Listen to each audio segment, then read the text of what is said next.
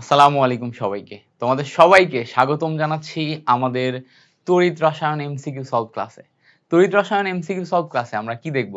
দেখো, আমাদের MCQ booster কোর্সের এগুলো হচ্ছে বাছাই করা এমসিকিউ। আমি তড়িৎ রসায়নের জন্য প্রথমে তোমাদের একটা সোর্স থেকে এমসিকিউ বাছাই করছিলাম 50 থেকে 60 টা মতো।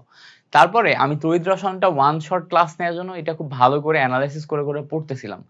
পরে দেখলাম যে আসলে তড়িৎ রসায়ন থেকে সমস্ত এমসিকিউ কমন পাওয়ার জন্য কভার করে একমাত্র মেইন বইয়ে যে এমসিকিউ গুলো আছে সেগুলো। সো সেই মেইন বইয়ের এমসিকিউ গুলোকে সুন্দর মতো সাজিয়ে আজকে তোমাদের জন্য স্লাইড বানিয়েছি এবং একটা one shot MCQ solve class দিব। এই সলভ ক্লাসটা করলে তড়িৎ রসায়ন থেকে যত এমসিকিউ আসবে সব তুমি পারবা ইনশাল্লাহ। সো তুমি আমার সাথে সাথে প্রত্যেকটা এমসিকিউ এর ব্যাখ্যা সুন্দর মতো শিখে ফেলো, প্রত্যেকটা এমসিকিউ ভালো করে সলভ করো, তোমার আর একটাও বাদবে না ইনশাল্লাহ। এই ক্লাসটা একটা চমৎকার ক্লাস হবে। ক্লাসটা করবা, ক্লাসটা করার পরে অবশ্যই যদি ভালো লাগে নোট করবা এবং তোমার ফ্রেন্ড সার্কেলে একটু বলবা যে ভাইয়ার এই গ্রুপে এরকম ক্লাস হচ্ছে, সো তোমরা জয়েন করে এই ক্লাসগুলো দেখতে পারো। সো চলো আমরা দেরি না করে আমাদের ক্লাসটা শুরু করি। আমাদের প্রথমেই দেখো যে এমসিকিউটা আছে, প্রথমে বলছে দেখো চিনি এবং গ্লুকোজ দ্রবণ হলো নিচের কোনটি? চিনি এবং গ্লুকোজ দুইটা দ্রবণ। সো চিনি খেয়াল করো, চিনি যেই দ্রবণটা আছে বা চিনি যেটা আছে এবং গ্লুকোজ যেটা আছে এটা কিন্তু সমযোজী যৌগ। এটা কি ধরনের যৌগ? সমযোজী যৌগ। এবং সমযোজী যৌগ হওয়ার পরে এইটাকে ভালো করে খেয়াল করলে দেখবা এটা কিন্তু প্লাস মাইনাস আয়নে পরিণত হয় না। যেমন ধরো সোডিয়াম ক্লোরাইড, এইটা আয়নিত হয়ে সোডিয়াম প্লাস আয়ন এবং ক্লোরিন মাইনাস আয়নে রূপান্তরিত হয়। So sodium plus ion chlorine minus আয়নে রূপান্তরিত যদি হয়, আয়নিক যৌগকে যদি আমরা প্লাস মাইনাসে রূপান্তর করতে পারি তখন এটাকে তড়িৎ বিশ্লেষ্য বলে। তড়িৎ বিশ্লেষ্য বলে। ধাতব পরিবাহী যারা ইলেকট্রন পরিবহন করে তাদেরকে আমরা ইলেকট্রনীয় পরিবাহী বলি। ঠিক আছে, ঠিক আছে। যারা অধাতব পদার্থ তাদের অধাতব পরিবাহী বলি। এইটা তাহলে কি বলতো? এইটা হচ্ছে সমযোজী যৌগ যাদেরকে আমরা বিশ্লেষণ করতে পারি না, এজন্য এটাকে তড়িৎ অবিশ্লেষ্য বলবে। মানে এরা তড়িৎ দিয়ে বিশ্লেষণ সম্ভব নয়। তড়িৎ অবিশ্লেষ্য কথাটার মানে কি? তড়িৎ অবিশ্লেষ্য কথাটার মানে হচ্ছে এদের তড়িৎ দিয়ে বিশ্লেষণ সম্ভব নয়। বুঝতে পারছো? তড়িৎ অবিশ্লেষ্য মানে তড়িৎ দিয়ে বিশ্লেষণ সম্ভব নয়। তাহলে ইলেকট্রনীয় পরিবাহী বা ধাতব পরিবাহী মানে যারা ইলেকট্রনের মাধ্যমে বিদ্যুৎ পরিবহন করে। আচ্ছা, তড়িৎ বিশ্লেষ্য মানে যারা আয়নের মাধ্যমে প্লাস মাইনাস আয়নের মাধ্যমে তড়িৎ পরিবহন করে তারা তড়িৎ বিশ্লেষ্য। আর তড়িৎ অবিশ্লেষ্য মানে কি? তড়িৎ দিয়ে যাদেরকে বিশ্লেষণ করা সম্ভব নয়। উদাহরণ হিসেবে আমরা কি মনে রাখবো? চিনি এবং গ্লুকোজ, এদেরকে আমরা প্লাস মাইনাস করতে পারবো না। ঠিক আছে, এবং প্লাস মাইনাসের মাধ্যমে এদের এখানে বিদ্যুৎ পরিবহন সম্ভব হবে না। আশা করি এই জিনিসটা ক্লিয়ার হয়েছে। এবার আসো, পরে বলছে গলিত সোডিয়াম ক্লোরাইডের পরিবাহিতার কারণ কি? গলিত সোডিয়াম ক্লোরাইড, তো গলিত সোডিয়াম ক্লোরাইড মানে এই গোলে সোডিয়াম প্লাস আয়ন এবং ক্লোরিন মাইনাস আয়নে রূপান্তর হয়েছে। তো দেখো এখানে এ যদি এখন বিদ্যুৎ পরিবহন করে তাহলে এ বিদ্যুৎ পরিবহন করবে আয়নের কারণে।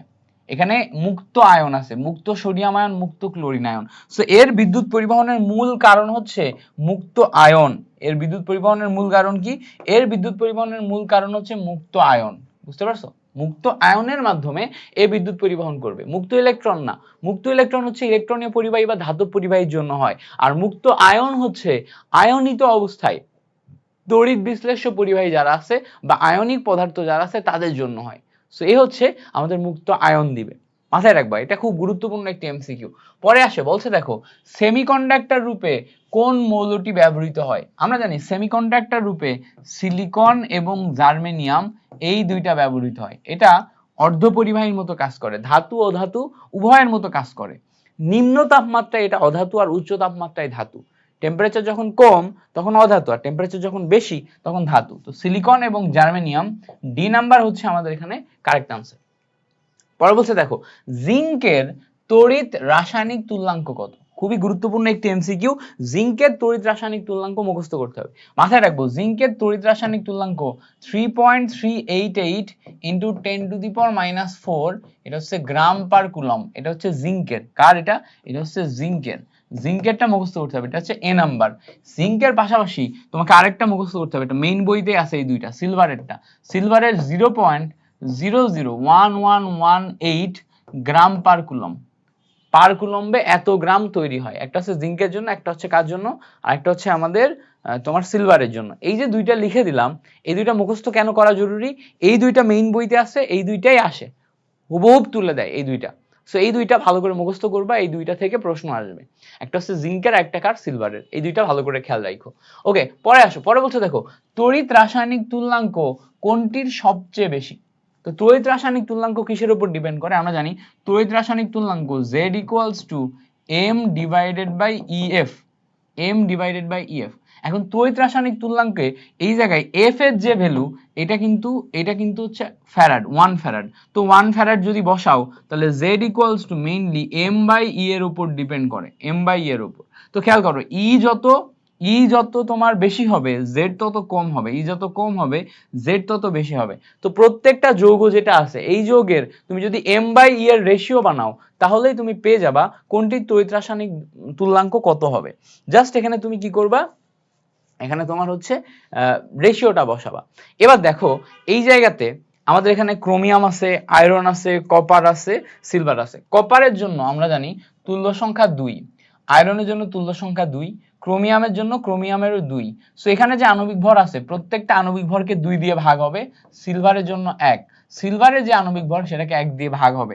সো আলটিমেটলি সিলভারের ভ্যালু যেটা আছে এটাই সবচেয়ে বেশি হয়ে যায়, ক্যালকুলেশন করলে সিলভারের ভ্যালু সবচেয়ে বেশি হয়ে যায়।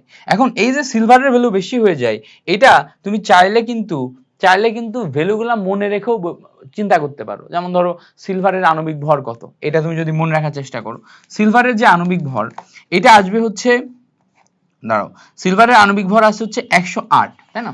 তো খেয়াল করো 108 ডিভাইডেড বাই 1, তার মানে কি এটা 108ই আসবে, তাই না? 108ই আসবে, জেড এর ভ্যালু এটা 108 আসবে।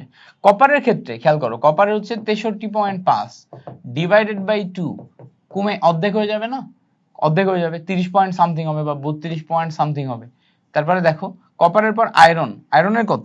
আয়রনের ক্ষেত্রে আমাদের তড়িৎ রাসায়নিক তুল্যাঙ্ক বের করার সময় আয়রনের ক্ষেত্রে 55.85 আসে, তাই না? 55.85 ডিভাইডেড বাই এখানেও 2 হয়, তাহলে এটা কম হয়ে যায়। তো বুঝতে পারছো? ক্রোমিয়ামেরও ক্ষেত্রেও সেম 52 আসবে, 52 ডিভাইডেড বাই 2। তো সবচেয়ে বেশি যেই ভ্যালুটা সেটা আমাদের সিলভারের ক্ষেত্রে আসবে, দুইটা কারণে। একটা হচ্ছে সিলভারের আণবিক ভর বেশি সেই জন্য, আরেকটা হচ্ছে তুল্য সংখ্যা ই হচ্ছে কম এই জন্য। এই দুইটা কারণে আমাদের এটাই ভ্যালু আসবে কে সিলভার। আচ্ছা, এই পর্যন্ত ক্লিয়ার আশা করি। পরে বলছে দেখো 1 ফ্যারাড বিদ্যুৎ দ্বারা কোনো ধাতুর আয়ন ক্যাথোডে অধিক পরিমাণে সঞ্চিত হবে। 1 ফ্যারাড বিদ্যুৎ দ্বারা কোনটা অধিক পরিমাণে সঞ্চিত হবে? তা আমি 1 ফ্যারাড বিদ্যুৎ চালনা করব, তার মানে বিদ্যুতের পরিমাণ আমার ফিক্স। এখন দেখো W ইকুয়ালস টু আমরা জানি M Q divided by EF, W equals to আমরা জানি M Q divided by EF.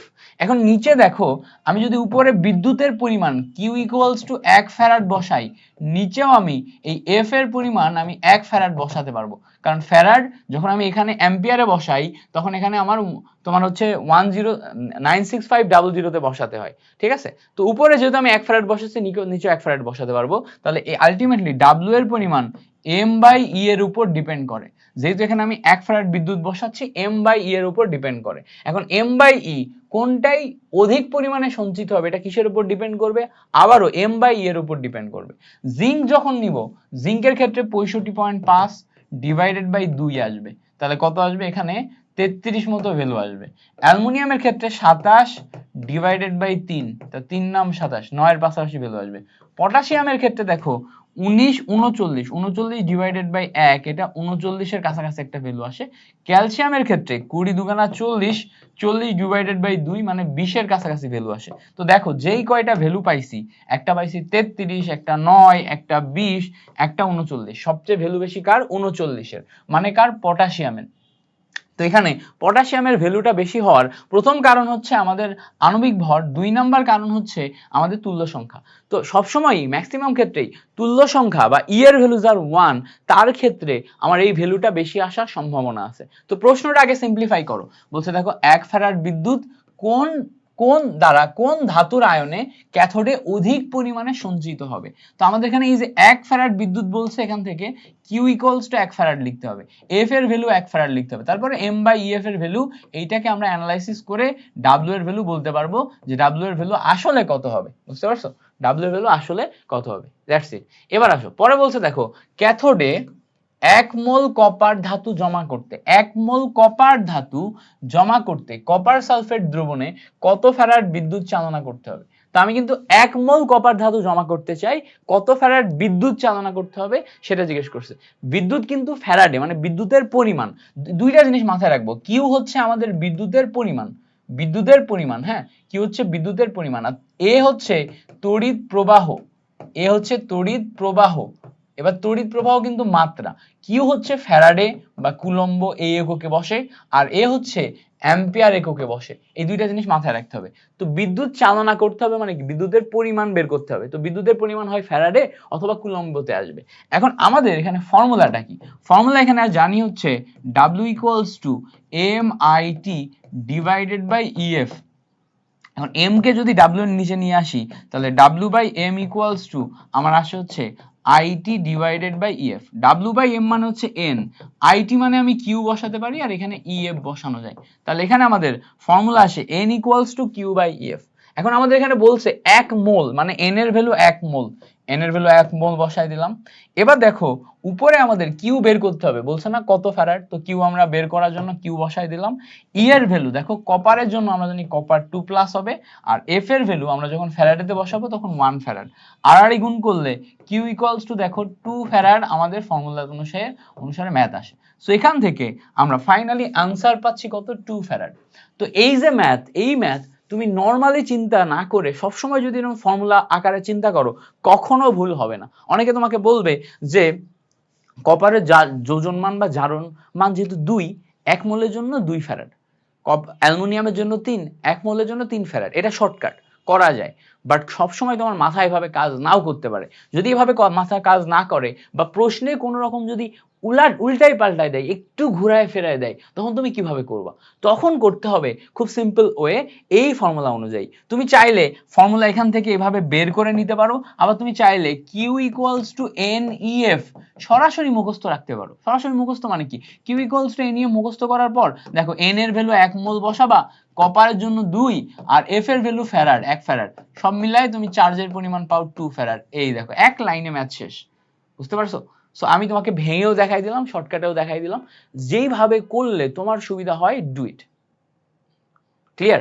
আচ্ছা পরে আসো, পরে বলছে দেখো যদি 5 অ্যাম্পিয়ার বিদ্যুৎ 30 সেকেন্ড ধরে একটি ইলেকট্রোডের মধ্য দিয়ে চলে তাহলে মোট চার্জ কত হবে। একটা ইলেকট্রোডের মধ্য দিয়ে 5 অ্যাম্পিয়ার বিদ্যুৎ 30 সেকেন্ড ধরে চলছে, তাহলে মোট চার্জ কত হবে। মোট চার্জ কত হবে মানে হচ্ছে কিউ এর পরিমাণ কুলম্ব এককে অথবা ফ্যারাড এককে বের করতে হবে। তাহলে এখন আমাদের এই জায়গাতে যেই অংশটা দেয়া আছে ভালো করে খেয়াল করলে দেখবা যে আমাদের এখানে অ্যাম্পিয়ার দেয়া আছে, সময় দেয়া আছে। তো আমরা জানি কিউ ইকুয়ালস টু আইটি, তুমি চিন্তা করবা ডাব্লিউ ইকুয়ালস টু এমআইটি, এই ফর্মুলা এটা সেটা হবে। বাট দেখো এখানে তড়িৎ বিশ্লেষণ রিলেটেড কিছু দেয়াই নাই, তড়িৎ বিশ্লেষণ রিলেটেড কিছু দেয়া নাই।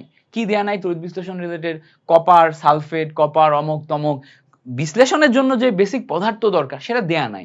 তো দেয়া না থাকলে আমি কিভাবে করব? দেয়া না থাকলে আমার Q equals to IT, I এর ভ্যালু দেখো এখানে 5 অ্যাম্পিয়ার, টাইম দেখো 30 সেকেন্ড, ক্যালকুলেশন করলে কত আসবে 150, 150 এটা আসবে হচ্ছে কুলম্ব। তাহলে এখান থেকে ক্যালকুলেশন করে আমি 150 কুলম্ব পাচ্ছি কারেক্ট আনসার।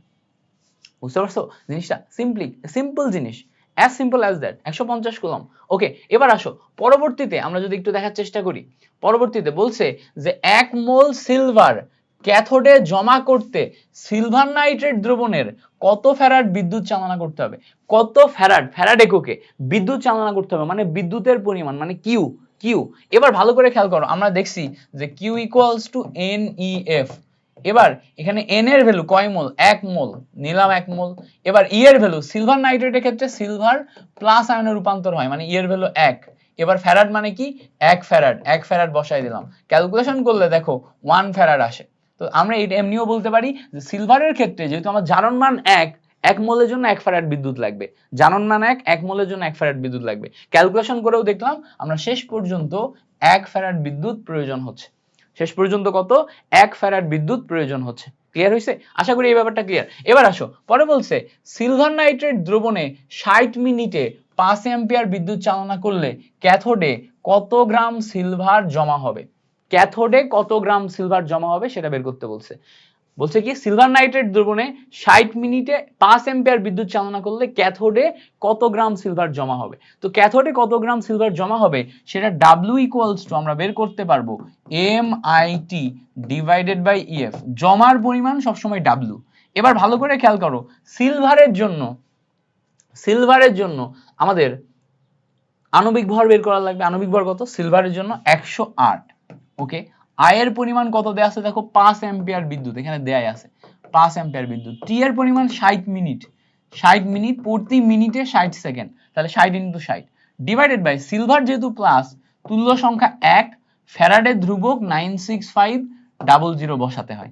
এইটা এখন তুমি কি করবা ক্যালকুলেটর দিয়ে ঠাস করে বসাই দিবা। তো ক্যালকুলেটর বের করো, প্রথমে ভগ্নাংশ দাও 108 into 5 into 3600 divided by 96500। Calculation করলে আমাদের আসতেছে হচ্ছে 20.145 20.145 গ্রাম। দেখো সি নাম্বারে সরাসরি আছে, বুঝতে পারছো? সিম্পল জিনিস, একদম সিম্পল, মজার, জাস্ট তোমাকে করতে পারতে হবে। ওকে, এই পর্যন্ত ক্লিয়ার। এবার আসো পরে দেখি সিলভার নাইট্রেট দ্রবণে, খেয়াল করো সিলভার নাইট্রেট দ্রবণে এত অ্যাম্পিয়ার বিদ্যুৎ কতক্ষণ চালনা করলে ক্যাথোডে এত গ্রাম সিলভার জমা হবে। সিলভার জমা হবে কত, এত গ্রাম। তাহলে W এর পরিমাণ দেয়া আছে, টাইম বের করতে হবে। তাহলে আমরা জানি W equals to MIT divided by EF। এটা এখন এখান থেকে T যদি বের করতে হয় তাহলে T ইকুয়ালস টু, দেখো এটা এই সাইডে গুণ হয়ে যাবে, WEF ডিভাইডেড বাই MI এটা আসবে। এখন W এর পরিমাণ কত দেখো তো, W এর পরিমাণ দেয়া আছে 1.61, এই যে এটা হচ্ছে W এর পরিমাণ। তারপরে দেখো E মানে কত, সিলভারের জন্য তুল্য সংখ্যা 1 যেহেতু একটি মাত্র ইলেকট্রন ছাড়ে। এবার দেখো F মানে কি হবে, F মানে আমি যখনই এই জায়গাতে উপরে হচ্ছে যে তোমার MIT তে বসাচ্ছি, I এবং T আলাদা আলাদা যখন বসাবো, খেয়াল রাখবো I এবং T আলাদা যখন বসাবো তখন এটা কুলম্বে বসবে। তো কুলম্বে বসলে ফ্যারাডের ধ্রুবক 96500 হবে। কিউ যদি ফ্যারাডে বসাই তাহলে একমাত্র এখানে উপরে তোমার হচ্ছে যে F এর ভ্যালু 1 ফ্যারাড হবে, তাছাড়া সবসময় কুলম্ব বসাবো। SI ইউনিটে কুলম্ব। ওকে, SI ইউনিটে কুলম্ব। তাহলে এখানে এটা বসালাম। M এর ভ্যালু বসাবো এবার সিলভার হচ্ছে 108। I এর ভ্যালু দেখো কত 1.2 অ্যাম্পিয়ার। এইটা এখন ক্যালকুলেশন করলে আমাদের এখান থেকে বের হয়ে যাবে 1.61। তারপরে 1 into 96500 divided by 108 into 1.2। Calculation করে আমরা টোটাল পাচ্ছি হচ্ছে 1198 সেকেন্ড। এখন আমাদের লাগবে মিনিটে, তাহলে এখানে এইটাকে আবার 60 দিয়ে ভাগ করতে হবে। 60 দিয়ে ভাগ করলে 19.98 মিনিট আসে, মানে অলমোস্ট 20 মিনিট আসে, অলমোস্ট 20 মিনিট। তো এখান থেকে 20 মিনিট আসে হচ্ছে আমাদের কারেক্ট আনসার, মানে অপশন ডি। কত আসে, 20 মিনিট আসে হচ্ছে আমাদের correct answer. So option D হচ্ছে আমাদের এখানে কারেক্ট আনসার। ওকে, আচ্ছা পরের কোশ্চেন বলছে দেখো কপার সালফেট দ্রবণে এত মাইক্রো অ্যাম্পিয়ার বিদ্যুৎ 1 ঘন্টা চালনা করলে ক্যাথোডে কি পরিমাণ কপার ধাতু জমা হবে।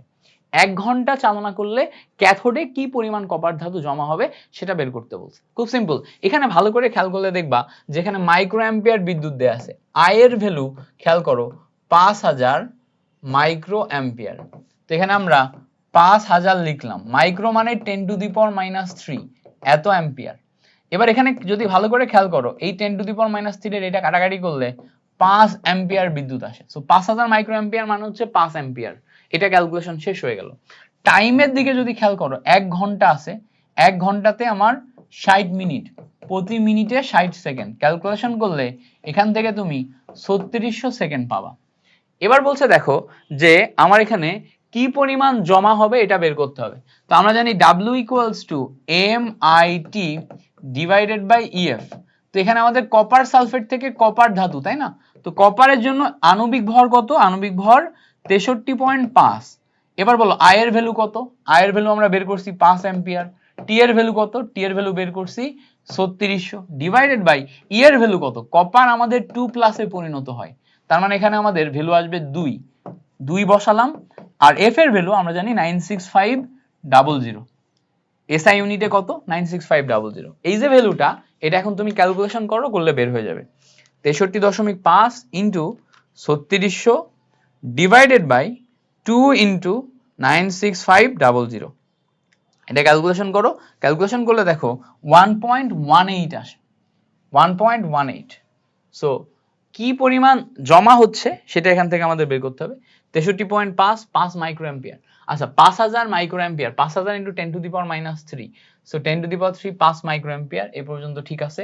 3600, দাঁড়াও আরেকবার একটু ক্যালকুলেশনটা করি। 63 copper 63.5 into 3600 divided by 2 into 96500। Okay, হ্যাঁ 5.92 আসে, 5.92 গ্রাম। তো এখান থেকে দেখো 5.92 যেটা ডি নাম্বার এত গ্রাম আসে, মানে option D is the correct answer. বুঝতে পারছো? Option D is the correct answer. So এইটা আসে। ওকে, এই পর্যন্ত আমাদের ক্লিয়ার হয়েছে কিনা বলো? ক্লিয়ার হয়ে যাওয়ার কথা। পরে বলছে দেখো কপার সালফেট দ্রবণে 1 ফ্যারাড চার্জ ক্যাথোডে কত গ্রাম কপার জমা হবে। ক্যাথোডে কত গ্রাম কপার জমা হবে সেটা বের করতে বলছে। 1 ফ্যারাড চার্জ দিয়ে ক্যাথোডে কত গ্রাম কপার জমা হবে সেটা বের করতে বলছে। তো কত গ্রাম কপার জমা হবে, তাহলে এটা আমাদের ডাব্লিউ বের করতে হবে। তো W equals to MIT divided by EF, এভাবে বের করতে হয়। বাট প্রবলেম ইজ ভালো করে খেয়াল করো, এখানে আমাদের 1 ফ্যারাড চার্জ বলছে, তাহলে চার্জ যদি 1 ফ্যারাড হয় তাহলে কিউ ইকুয়ালস টু 1 ফ্যারাড, চার্জের পরিমাণ বসাতে হবে। তাহলে এখানে আইটি এর পরিবর্তে তুমি বসাবা M Q divided by EF. M এর ভ্যালু কপারের জন্য তুমি বসাবা কত 63.5, কিউ এর ভ্যালু 1 ফ্যারাড বসাও। নিচে দেখো কপার যেটা আছে, কপারের জন্য তুল্য সংখ্যা 2 এবং ফ্যারাডের জন্য আবারও তুমি 1 ফ্যারাড বসাবা। কেন? কারণ উপরে যেহেতু তুমি অ্যাম্পিয়ারে বসাও নাই, এসআই ইউনিটে বসাও নাই, নিচেও তোমার ফ্যারাডে বসাতে হবে। বুঝতে পারছো? যদি এসআই ইউনিটে বসাইতো তাহলে কুলম্বে বসাইতা। তাহলে দেখো এখানে এটা কেটে যায়, কেটে যে 63.5 ডিভাইডেড বাই 2 যদি করো তাহলে এটা 31 পয়েন্ট সামথিং আসবে। কত আসবে? 31.75 গ্রাম এটা আসবে। ক্যালকুলেশন করো, করলে দেখবা সি নাম্বারটা আমাদের কারেক্ট আনসার হয়। কোনটা হয়? সি নাম্বারটা কারেক্ট আনসার হয়। সো কপার সালফেট দ্রবণে তুমি যদি 1 ফ্যারাড বিদ্যুৎ অতিবাহিত করাও, 1 ফ্যারাড বিদ্যুৎ, তাহলে এখানে 31.75 এইটুকু পরিমাণ তোমার প্রবাহিত হয়। ক্লিয়ার হইছে জিনিসটা? কেমন লাগতেছে ক্লাস বলো তো? তোমরা আমার ক্লাস কেমন বুঝো? ভালো লাগে? আমার পড়ানো যদি বুঝো, এই জিনিসপত্রগুলো তোমার যদি ভালো লাগে, অবশ্যই তোমার ফ্রেন্ড সার্কেলে একটু ক্লাসগুলো একটু ছড়াই দিও।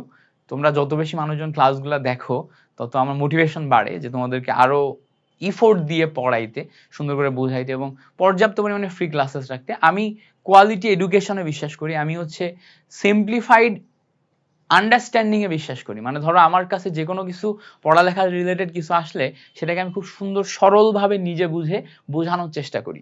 তো অ্যাজ এ টিচার আমি বাংলাদেশের এডটেক ইন্ডাস্ট্রিতে পড়াশোনাটাকে খুব সিম্পলিফাইড ওয়েতে নিয়ে আনার একটা হচ্ছে ভিশন নিয়ে নামছি। আমার দেখবা যে অনেক পেইড ব্যাচ নাই, আমি চাইলে কিন্তু তোমাদের ব্যাচ অমুক ব্যাচ তমুক ব্যাচ অনেক ব্যাচে পেইড ব্যাচ নামাতে পারি।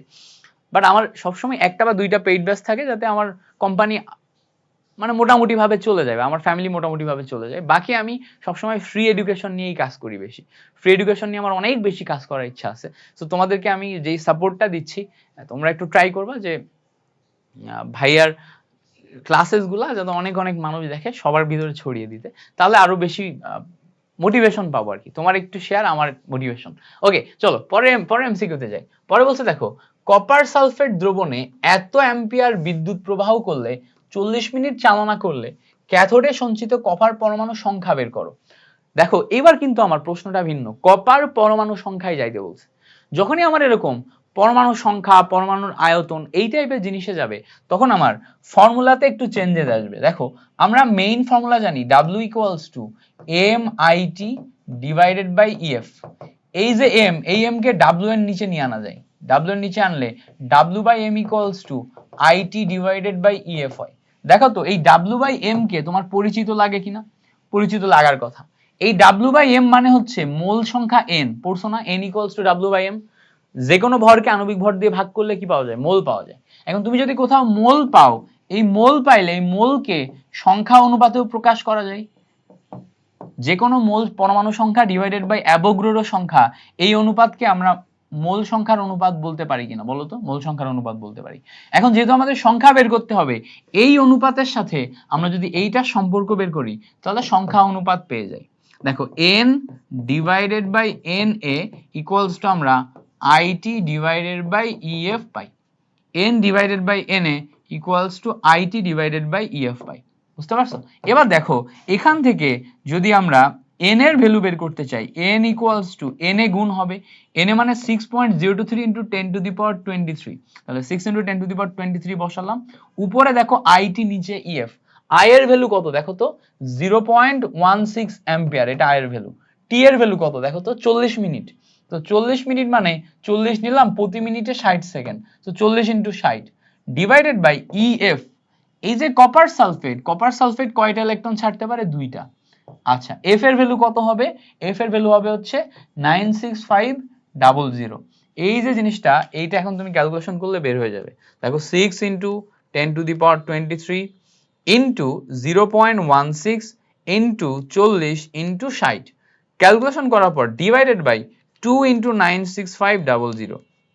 এটা ক্যালকুলেশন করো, ক্যালকুলেশন করে সংখ্যা পাবা 1.193 ইন্টু 10 টু দি পাওয়ার 21। দেখো 1.193 ইন্টু 10 টু দি পাওয়ার 21, 1.1919, এ দেখো এটা 1.192, এটা 1.191, এটা 10 টু দি পাওয়ার 21, এটাও 10 টু দি পাওয়ার 21, দুইটাই আমার কাছাকাছি আসছে না? সো আমি 1.193 মানে অপশন এ এর দিকে যাব। আমার আসছে 1.193, আমার আসছে কত, 1.193। ওকে,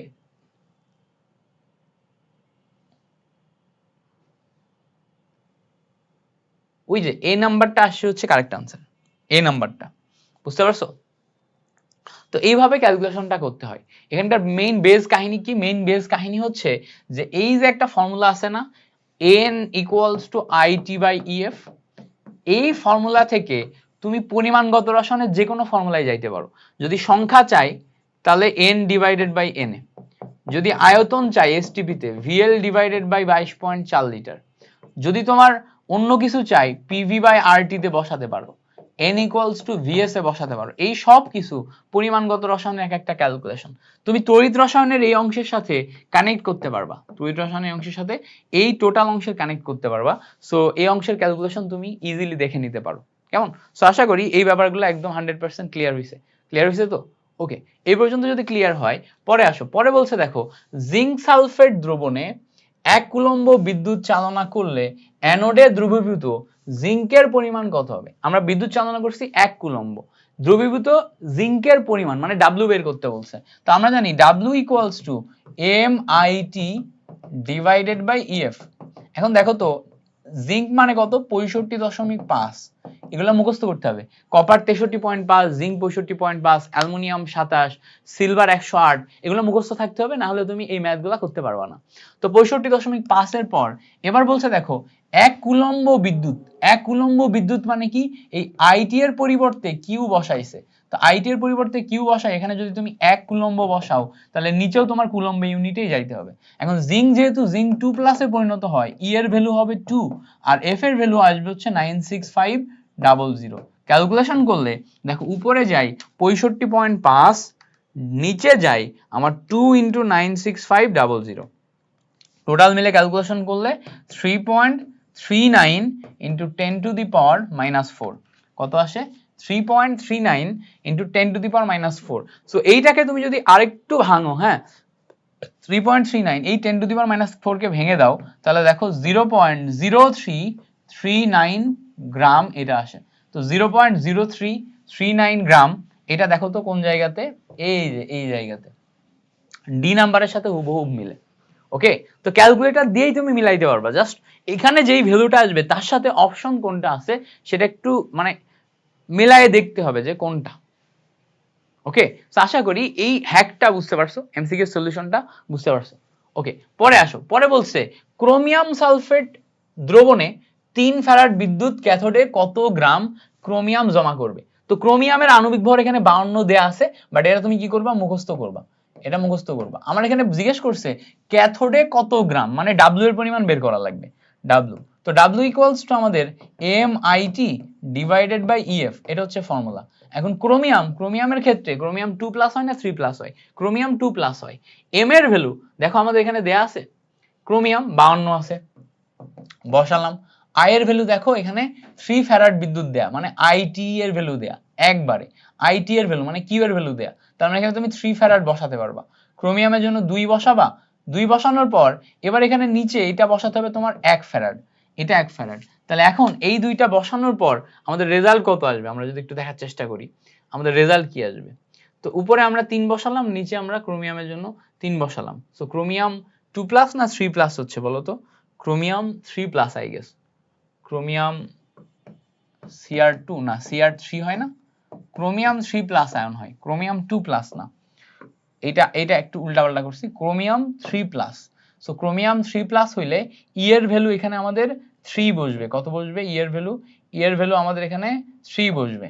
ই এর ভ্যালু যদি এখানে 3 বসে, এই 3 আর এই 3 কেটে যে আলটিমেটলি আমাদের 52 থাকে হচ্ছে কারেক্ট আনসার। কত থাকে? 52।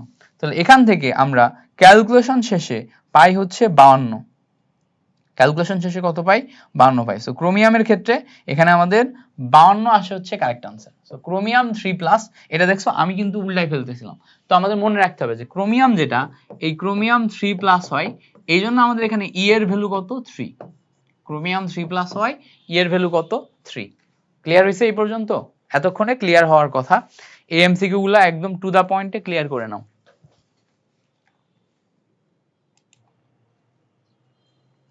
এই পর্যন্ত বুঝছো না? তো চলো আমরা পরের এমসিকিউটা দেখি।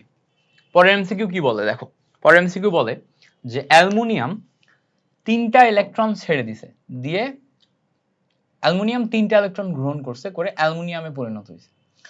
9 গ্রাম অ্যালুমিনিয়াম উৎপাদনে কি পরিমাণ বিদ্যুৎ দরকার হবে? 9 গ্রাম অ্যালুমিনিয়াম উৎপাদনে কি পরিমাণ বিদ্যুৎ দরকার হবে, মানে তোমার বিদ্যুতের পরিমাণ দেখতে হবে। তো বিদ্যুতের পরিমাণ এখানে খেয়াল করব, অ্যাম্পিয়ারে আছে না ফ্যারাডে আছে না কুলম্বে আছে? ফ্যারাডে আছে। ফ্যারাডে হলে কিউ বসবে। তাহলে আমরা এখানে W ইকুয়ালস টু ফর্মুলা জানি MIT divided by UF, EF. এই আইটি এর পরিবর্তে কিউ বসবে, তো কিউ বসলে WEF ইকুয়ালস টু আমাদের ফর্মুলা আসে হচ্ছে MQ। তাহলে কিউ ইকুয়ালস টু ফর্মুলা আসে WEF ডিভাইডেড বাই M। আচ্ছা এবার বসাও, W এর ভ্যালু আমাদের কয় গ্রাম দেখো বলে দেয়া আছে 9 গ্রাম, তাহলে 9 গ্রাম তৈরি করলাম। ই এর ভ্যালু কত হবে? যেহেতু 3টা ইলেকট্রন গ্রহণ করছে তাহলে ই এর ভ্যালু হবে 3। ফ্যারাড এফ কত হবে? 1 ফ্যারাড হবে। কেন 1 ফ্যারাড? কারণ আমরা ফ্যারাডে যাচ্ছি, আমরা ফাইনালি বের করছি ফ্যারাডে। ডিভাইডেড বাই এই জায়গায় খেয়াল করো এম এর ভ্যালু কত? আণবিক ভর অ্যালুমিনিয়ামের ক্ষেত্রে 27। তো ক্যালকুলেশন করলে দেখবা আলটিমেটলি এখান থেকে 1 চলে আসে, কারণ উপরে 3 নাম 27, নিচে 3 নাম 27, ক্যালকুলেশন করলে 1 ফ্যারাড আসে। তো 1 ফ্যারাড এটা হচ্ছে আমাদের কারেক্ট আনসার। তুমি নর্মালি চিন্তা করে এটা বের করতে পারবে না, তোমাকে অবশ্যই এই ম্যাথটা করতে গেলে ফর্মুলা ব্যবহার করতেই হবে, ফর্মুলার মাধ্যমে তোমাকে বুঝে আগাতে হবে। নর্মালি ব্যবহার করতে গেলে বা নর্মালি তুমি আগাইতে গেলে এটা ভুল হওয়ার সম্ভাবনা বেশি।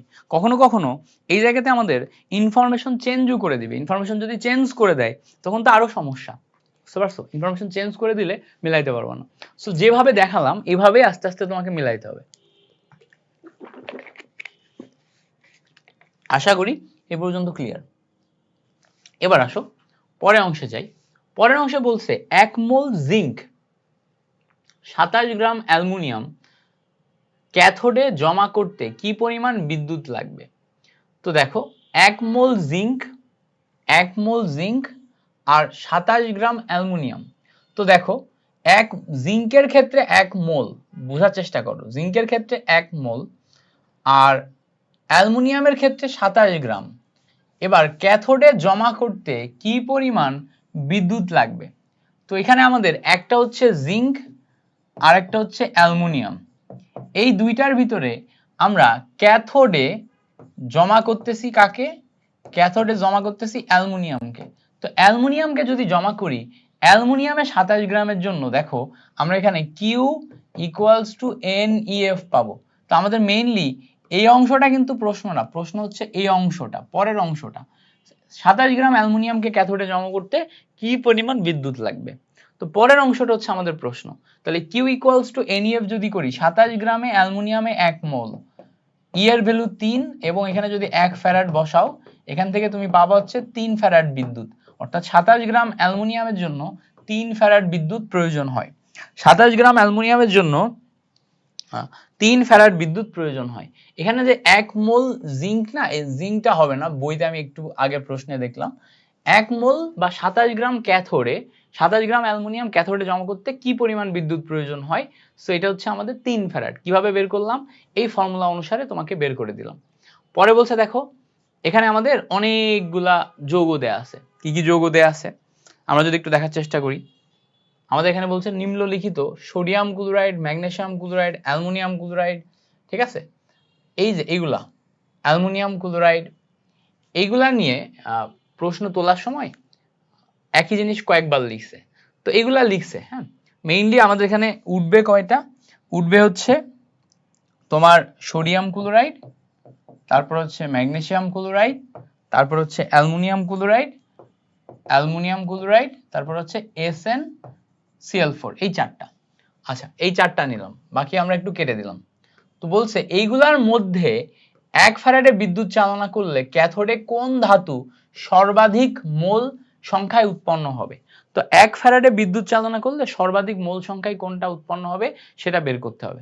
তো আমরা দেখো সর্বাধিক মোল সংখ্যায় মানে N = IT divided by EF, এইটা, তাই না, সর্বাধিক মোল সংখ্যায়।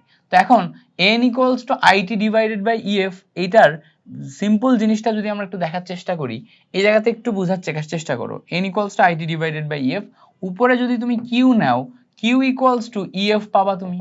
এবার আমি এখানে Q এর পরিমাণ বলতেছি 1 ফ্যারাড বিদ্যুৎ চালনা করব, তাহলে উপরে এটা 1 ফ্যারাড, নিচে এটা 1 ফ্যারাড, কেটে যায়। কেটে গেলে দেখো N = 1/E আসে, অর্থাৎ N = যখন 1/E আসে তখন সর্বাধিক মোল সংখ্যা তুল্য সংখ্যার ব্যস্তানুপাতিক। যার তুল্য সংখ্যা কম তার মোল সংখ্যা বেশি, যার মোল সংখ্যা বেশি তার তুল্য সংখ্যা কম। বুঝতে পারছো? তাহলে আমাদের এখানে বলছে সর্বাধিক মোল মানে তুল্য সংখ্যা কম, মোল বেশি মানে তুল্য সংখ্যা কম। এবার এখানে যেই কয়টা আছে এর ভিতরে এর তুল্য সংখ্যা 1, এর তুল্য সংখ্যা 2, এর তুল্য সংখ্যা 3, এর তুল্য সংখ্যা 4, তাহলে যার 1 এর মোল সংখ্যা বেশি। তাহলে এখানে আমাদের সঠিক উত্তর কি হবে, সোডিয়াম হবে। সঠিক উত্তর কি হবে, সোডিয়াম হবে। তাহলে আবার আমরা একটু চিন্তা করার চেষ্টা করি। N = Q/EF, উপরে 1 ফ্যারাড নিচে 1 ফ্যারাড যদি কেটে দাও তাহলে N = 1/E আসে, অর্থাৎ মোল সংখ্যার সাথে তুল্য সংখ্যা সম্পর্ক ব্যস্তানুপাতিক। তো তুল্য সংখ্যা যার কম তার মোল সংখ্যা সর্বাধিক, তুল্য সংখ্যা সবচেয়ে কম সোডিয়ামের, এজন্য সোডিয়ামের মূল সংখ্যা কি হবে, সর্বাধিক হবে। ক্লিয়ার হইছে? একদম স্টাইলে বুঝাইছি, সো ক্লিয়ার হওয়ার কথা। আচ্ছা, পরে আসো। পরে বলছে নিচের কোন তড়িৎদ্বারে জারণ প্রক্রিয়া বোঝায়। তো জারণ মানে জারণ সংখ্যা বৃদ্ধি। জারণ মানে কি, জারণ সংখ্যা বৃদ্ধি, জারণ সংখ্যা বৃদ্ধি। তো জারণ সংখ্যা বৃদ্ধি মানে কি, জারণ সংখ্যা বাড়বে। তো দেখো জিঙ্ক থেকে জিঙ্ক 2+, এটাতে যদি যাও, এইটা জারণ সংখ্যা 0 ছিল আর এখানে জারণ সংখ্যা 2, তাহলে 0 থেকে 2 তে গেলে আমাদের জারণ সংখ্যা কি হইছে, বাড়ছে। 0 থেকে 2 তে গেলে আমাদের জারণ সংখ্যা কি হইছে, বাড়ছে। সো 0 থেকে 2 তে গেলে জারণ সংখ্যা বাড়লে দেখো জারণ সংখ্যা বৃদ্ধি, এটা আমরা কোথায় পাচ্ছি, অপশন বি তে পাচ্ছি, জিঙ্ক থেকে জিঙ্ক 2+। এখানে দেখো জিঙ্ক 2+ থেকে জিঙ্ক মানে +2 থেকে 0 যাচ্ছে না, এইটা কিন্তু জারণ সংখ্যা হ্রাস পাইছে। এখানেও দেখো +2 থেকে 0, জারণ সংখ্যা হ্রাস। কপার থেকে কপার 2+, এইটাও কিন্তু জারণ সংখ্যা বৃদ্ধি।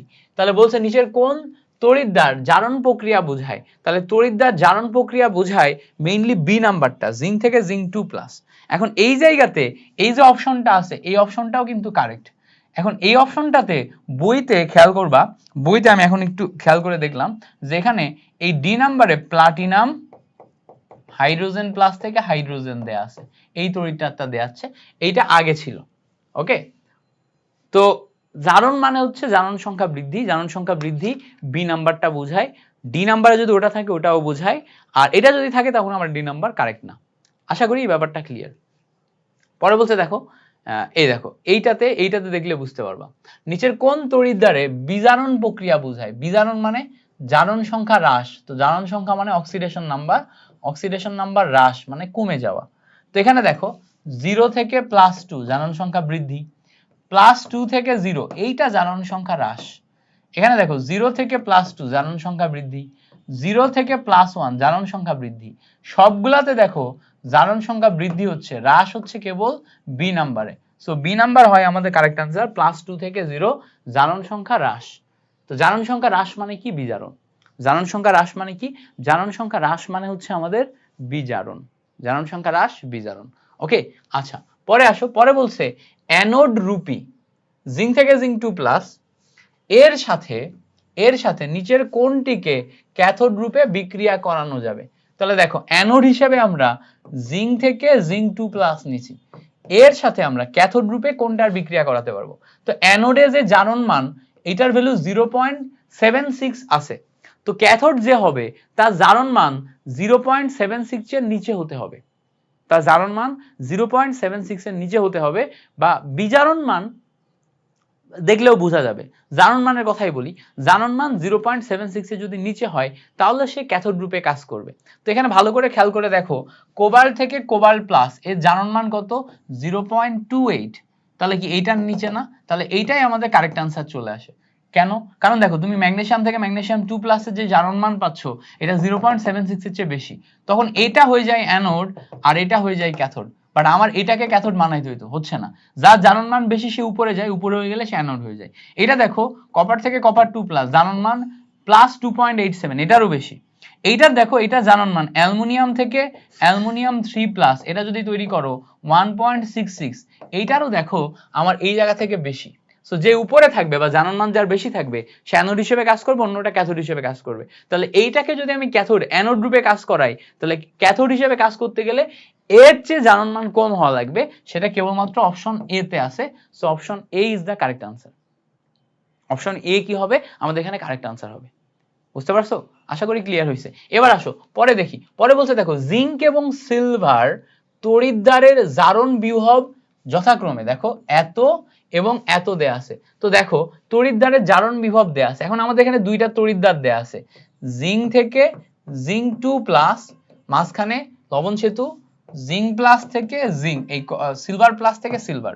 এখন আমাদের একটা জিনিস মনে রাখতে হবে, বাম সাইডে অ্যানোড থাকে, অ্যানোডে জারণ হয়, ডান সাইডে ক্যাথোড থাকে, ক্যাথোডে বিজারণ হয়। বামে অ্যানোড ডানে ক্যাথোড। তো জিঙ্ক থেকে জিঙ্ক 2+, এটা হচ্ছে তোমার জারণ বিভব। তো জারণ বিভবের ভ্যালু খেয়াল করে দেখো দেয়া আছে 0.76 জারণ বিভবের ভ্যালু। তাহলে ই নট অফ জিঙ্ক থেকে জিঙ্ক 2+ জারণ বিভব, এটার ভ্যালু অলরেডি আমার দেয়া আছে। আর এর সাথে টোটাল তুমি যদি ইয়া বের করতে চাও, কোষ বিভব বের করতে চাও, ই নট অফ সিলভার প্লাস থেকে সিলভারে যাইতে হবে, মানে বিজারণ বিভব নিতে হবে। কারণ কি ই নট অ্যানোড আর ই নট ক্যাথোড মিলে তোমার টোটাল বিভব বের হয়। তাহলে এই অংশটা নিলাম আর এই অংশটা নিলাম, দেখো এই অংশের ভ্যালু জারণ বিভব অলরেডি 0.76 দেয়া আছে, এটা তো বিজারণ বিভব। এখানে দেখো সিলভারের দেয়া জারণ বিভব, জারণ বিভবকে উল্টা করলে বিজারণ হয়, তাহলে -0.8 করলে এইটা তোমার হচ্ছে জারণ থেকে বিজারণ বিভব হয়ে যাবে। তাহলে বিজারণ বিভব আসলে 0.76 প্লাস 0.80, ক্যালকুলেশন করো 0.1156 এই টাইপের কিছু একটা আসবে, বা 1.56, সরি 1.56 এই টাইপের কিছু একটা আসবে। সেখান থেকে ক্যালকুলেশন করে আমরা 1.56 ভোল্ট ডি নাম্বারকে কারেক্ট আনসার হিসেবে পাচ্ছি, ডি নাম্বারকে। আবার একবার বেসিক সহ দেখাই, আমরা জানি ই নট এর ভ্যালু বের করতে গেলে E naught equals to E naught of oxidation plus E naught of reduction, এটা আসে। তো ই নট অক্সিডেশন মানে অ্যানোডে, ই নট রিডাকশন মানে ক্যাথোডে, এই হচ্ছে আমাদের আসে। ই নট অক্সিডেশন মানে অ্যানোডে, ই নট রিডাকশন মানে কি ক্যাথোডে, এই আসে। তো দুইটা মিলে আমাদের যোগ করলে এই দেখো এটা অ্যানোড এটা ক্যাথোড, এই সাইডে বামে অ্যানোড বসে ডানে ক্যাথোড বসে, জাস্ট এরপর আমরা মিলাই ক্যালকুলেশন করছি। বুঝতে পারছো? আশা করি ক্লিয়ার। পরে আসো, পরে বলছে প্লাটিনাম হাইড্রোজেন থেকে হাইড্রোজেন প্লাস অর্ধকোষটি কি প্রকারের অর্ধকোষ? তো এখানে ভালো করে খেয়াল করো, এইটা একটা গ্যাস, গ্যাস থেকে আয়নে রূপান্তর হয়েছে। সো গ্যাস থেকে আয়নে রূপান্তর হলে এই প্লাটিনাম তারের মাধ্যমে হাইড্রোজেন গ্যাস থেকে হাইড্রোজেন প্লাস আয়নে রূপান্তর হলে 0 থেকে +1 হয়েছে। তো এটা একটা জারণ অর্ধকোষ, বাট জারণ ঘটছে কার? গ্যাসে। সো এটাকে আমরা গ্যাস অর্ধকোষ বলবো। অবশ্যই জারণ তো ঘটবেই, হ্যাঁ জারণ তো ঘটবে, বাট যেহেতু এটা গ্যাসে গেছে, স্পেসিফিক ভাবে গ্যাস ক্যাটাগরিতে গেছে, এই জন্য এটাকে আমরা গ্যাস অর্ধকোষ বলবো। জারণ ঘটছে, জারণ ঘটা থেকে তুমি বলতে পারো জারণ অর্ধকোষ, বাট যেহেতু প্লাটিনাম তড়িৎদ্বারের মাধ্যমে আমরা গ্যাস, হাইড্রোজেন গ্যাসকে ইনসার্ট বা ইনপুট দিছি, এটাকে আমরা বলবো গ্যাস অর্ধকোষ। প্লাটিনাম তড়িৎদ্বারের মাধ্যমে আমরা হাইড্রোজেন গ্যাসকে ইনপুট দিছি, এজন্য এটাকে বলবো আমরা গ্যাস অর্ধকোষ। ওকে, গেছি আটকায়, শিট। সো আমাদের রেকর্ডিং এর সময় আটকে গেছিল, বুঝছো, রেকর্ডিং এর সময় আটকে গেছিল। আমি কালকে রাতে ওই সেম প্রবলেমে পড়ছি। আমি তো একা একা আছি ঢাকাতে, তো একা একা রেকর্ডগুলো করতে হচ্ছে, ফলে রেকর্ডিং এর যাবতীয় সেটিং, ইচ অ্যান্ড এভরিথিং টোটালটা আমাকেই দেখতে হয়, এখানে সেটআপও আমাকে করতে হয়। ফলে দেখা যাচ্ছে যে ক্যামেরাতে কোনো প্রবলেম হইলে, রেকর্ডিং এদিক থেকে সেদিক হইলে, স্ট্রিমিং এ প্রবলেম হইলে এটা ফিক্স আমাকে করতে হয়। তো এখানে কালকে রাতেও দেখি তোমার 40 মিনিট রেকর্ডিং এর পরে রেকর্ড হয় নাই, তো খুবই কষ্ট লাগছে। এখন রেকর্ড করতে করতে হুট করে খেয়াল করে দেখি যে আটকে গেছে। তো এটা একটা খুব মানে বাজে প্রবলেম আর কি, রেকর্ড করতে করতে রেকর্ড যদি না হয়। তো আশা করি এই জিনিসটা আমরা বুঝতে পারছি, গ্যাস অর্ধকোষের ব্যাপারটা। এবার আসো, পরে বলছে যে ক্যালোমেল তড়িৎদ্বার কোন, ক্যালোমেল তড়িৎদ্বারে কোনটি ব্যবহৃত হয়? Very very important question. Calomel তড়িৎদ্বার হচ্ছে সেকেন্ডারি নির্দেশক তড়িৎদ্বার। তো আমাদের মাথায় রাখতে হবে ধাতু এবং ধাতুর লবণ, ধাতু এবং ধাতুর অদ্রবণীয় লবণ যারা আছে, ধাতু এবং ধাতুর যে লবণ যারা আছে, এদেরকে আমরা হচ্ছে যে তোমার ক্যালোমেল তড়িৎদ্বার হিসেবে ব্যবহার করতে পারি। যেমন দেখো Hg ধাতু এবং ধাতুর লবণ Ag2Cl2, এইটাকে আমরা ক্যালোমেল তড়িৎদ্বার বলি। ক্যালোমেল তড়িৎদ্বার কি বলবো? Hg ধাতু, পারদ ধাতু এবং ধাতুর লবণ হচ্ছে Hg2Cl2, এইটা মিলে আমরা ক্যালোমেল তড়িৎদ্বার তৈরি করব। তাহলে এখানে আমাদের ক্যালোমেল তড়িৎদ্বার তৈরি করে হচ্ছে Hg2Cl2। তাহলে দেখো Hg2Cl2, এই তড়িৎদ্বারকে বলা হচ্ছে ক্যালোমেল তড়িৎদ্বার, মনে থাকবে। তো ক্যালোমেল তড়িৎদ্বার যখনই বলবে তখন এইটাতে যাইতে হবে। সিলভার এবং সিলভার ক্লোরাইড তড়িৎদ্বার আছে, আরেকটা হচ্ছে ধাতব তড়িৎদ্বার, ধাতু এবং ধাতুর লবণ তড়িৎদ্বার, সিলভার ক্লোরাইড তড়িৎদ্বার। বাট এটা ক্যালোমেল তড়িৎদ্বার না, এটা হচ্ছে আমাদের ক্যালোমেল তড়িৎদ্বার। মেইনলি ক্যালোমেল তড়িৎদ্বারটা আমাদের বেশি ইম্পর্টেন্ট, মাথায় রাখতে হবে। আচ্ছা, এবার আসো পরে দেখি। পরে বলছে যে ই জিঙ্ক থেকে জিঙ্ক 2+, এটার ভ্যালু এত যদি হয়, ই সিলভার থেকে সিলভার প্লাস, এটার ভ্যালু এত যদি হয়, তড়িৎ কোষটির মোট বিভব কত? তো আমরা জানি আমাদের মোট বিভব E naught equals to E naught of oxidation plus E naught of reduction। আচ্ছা, E naught of oxidation, oxidation কিভাবে করব? অক্সিডেশন মানে হচ্ছে জারণ। তো জারণ এখানে খেয়াল করে দেখো, জিঙ্ক থেকে জিঙ্ক 2+, এর যে জারণ বিভব এটা পজিটিভ, আর এইটা যে জারণ বিভব এটা নেগেটিভ। তাহলে এইটা জারণ করলে নেগেটিভ হওয়া মানে এখানে বিজারণ হয়েছে, সো এটা বিজারণ বিভব করলে আবার পজিটিভ হয়ে যায়। তার মানে এটাতে জারণ ঘটে, এটাতে বিজারণ ঘটে। এটাতে তুমি যদি জারণ ঘটাও তাহলে জিঙ্ক থেকে জিঙ্ক 2+ লেখা যায় প্লাস, এটাতে তুমি যদি বিজারণ ঘটাও তাহলে E naught of silver plus থেকে সিলভার লেখা যায়। তো প্রথমটার ক্ষেত্রে তুমি যখন জারণ করবা তখন 0.76 আসবে, দ্বিতীয়টার ক্ষেত্রে তুমি যখন বিজারণ করবা এটা উল্টাই দিলে 0.79 আসবে। দুইটা মিলে ক্যালকুলেট করো, ক্যালকুলেট করলে তুমি পেয়ে যাবা। দুইটা মিলে ক্যালকুলেট করো, তুমি জাস্ট ভ্যালুটা বসাও, 0.76 প্লাস 0.79, ক্যালকুলেশন করলে 1.55, এইটা আসবে হচ্ছে আমাদের বিজারণ বিভব। বুঝতে পারছো? 1.55। ওকে, ব্যাপারটা আমরা ক্লিয়ার হয়েছি। এবার পরে আসো, পরে বলছে প্রমাণ হাইড্রোজেন তড়িৎদ্বার নিচের কোনটির সাথে ক্যাথোড হিসেবে কাজ করে? সো ক্যাথোড হিসেবে কাজ করে, ভালো করে খেয়াল করলে দেখবা যে ধাতু সক্রিয়তা সিরিজের উপর থেকে নিচে যদি আমরা যাই, উপরে যারা থাকে তারা হচ্ছে জারণ ঘটায়, আর নিচে যারা থাকে তারা হচ্ছে বিজারণ ঘটায়। তো উপরে যারা থাকে তারা সবাই অ্যানোড, আর নিচে যারা থাকে তারা সবাই ক্যাথোড হিসেবে কাজ করে। ঠিক আছে, এবার আমাদের বলছে প্রমাণ হাইড্রোজেন তড়িৎদ্বার নিচের কোনটির সাথে ক্যাথোড হিসেবে কাজ করে? তো হাইড্রোজেন তড়িৎদ্বার ক্যাথোড, তার মানে আমরা এখানে প্রমাণ হাইড্রোজেন তড়িৎদ্বার নিব, এ থাকবে ক্যাথোড, মানে এ যদি ক্যাথোড হয় তাহলে এর জন্য অ্যানোড হতে হবে অবশ্যই এর উপরে যারা আছে তারা। হাইড্রোজেনের উপরে যারা আছে তারা। এবার এখানে ভালো করে খেয়াল করলে দেখবা এই জায়গাতে তোমার সিলভার, কপার, গোল্ড এই সবাই আমার হাইড্রোজেনের নিচে আছে। কপার, সিলভার, গোল্ড সবাই হাইড্রোজেনের নিচে আছে। হাইড্রোজেনের নিচে থাকলে এ এখন অ্যানোড হবে আর এরা সবাই হবে ক্যাথোড। বাট হাইড্রোজেনের উপরে একমাত্র খেয়াল করে দেখো জিঙ্ক আছে। তাহলে জিঙ্ক যদি উপরে থাকে এ অ্যানোড হিসেবে কাজ করবে আর হাইড্রোজেন তড়িৎদ্বার এর নিজে ক্যাথোড হিসেবে কাজ করবে।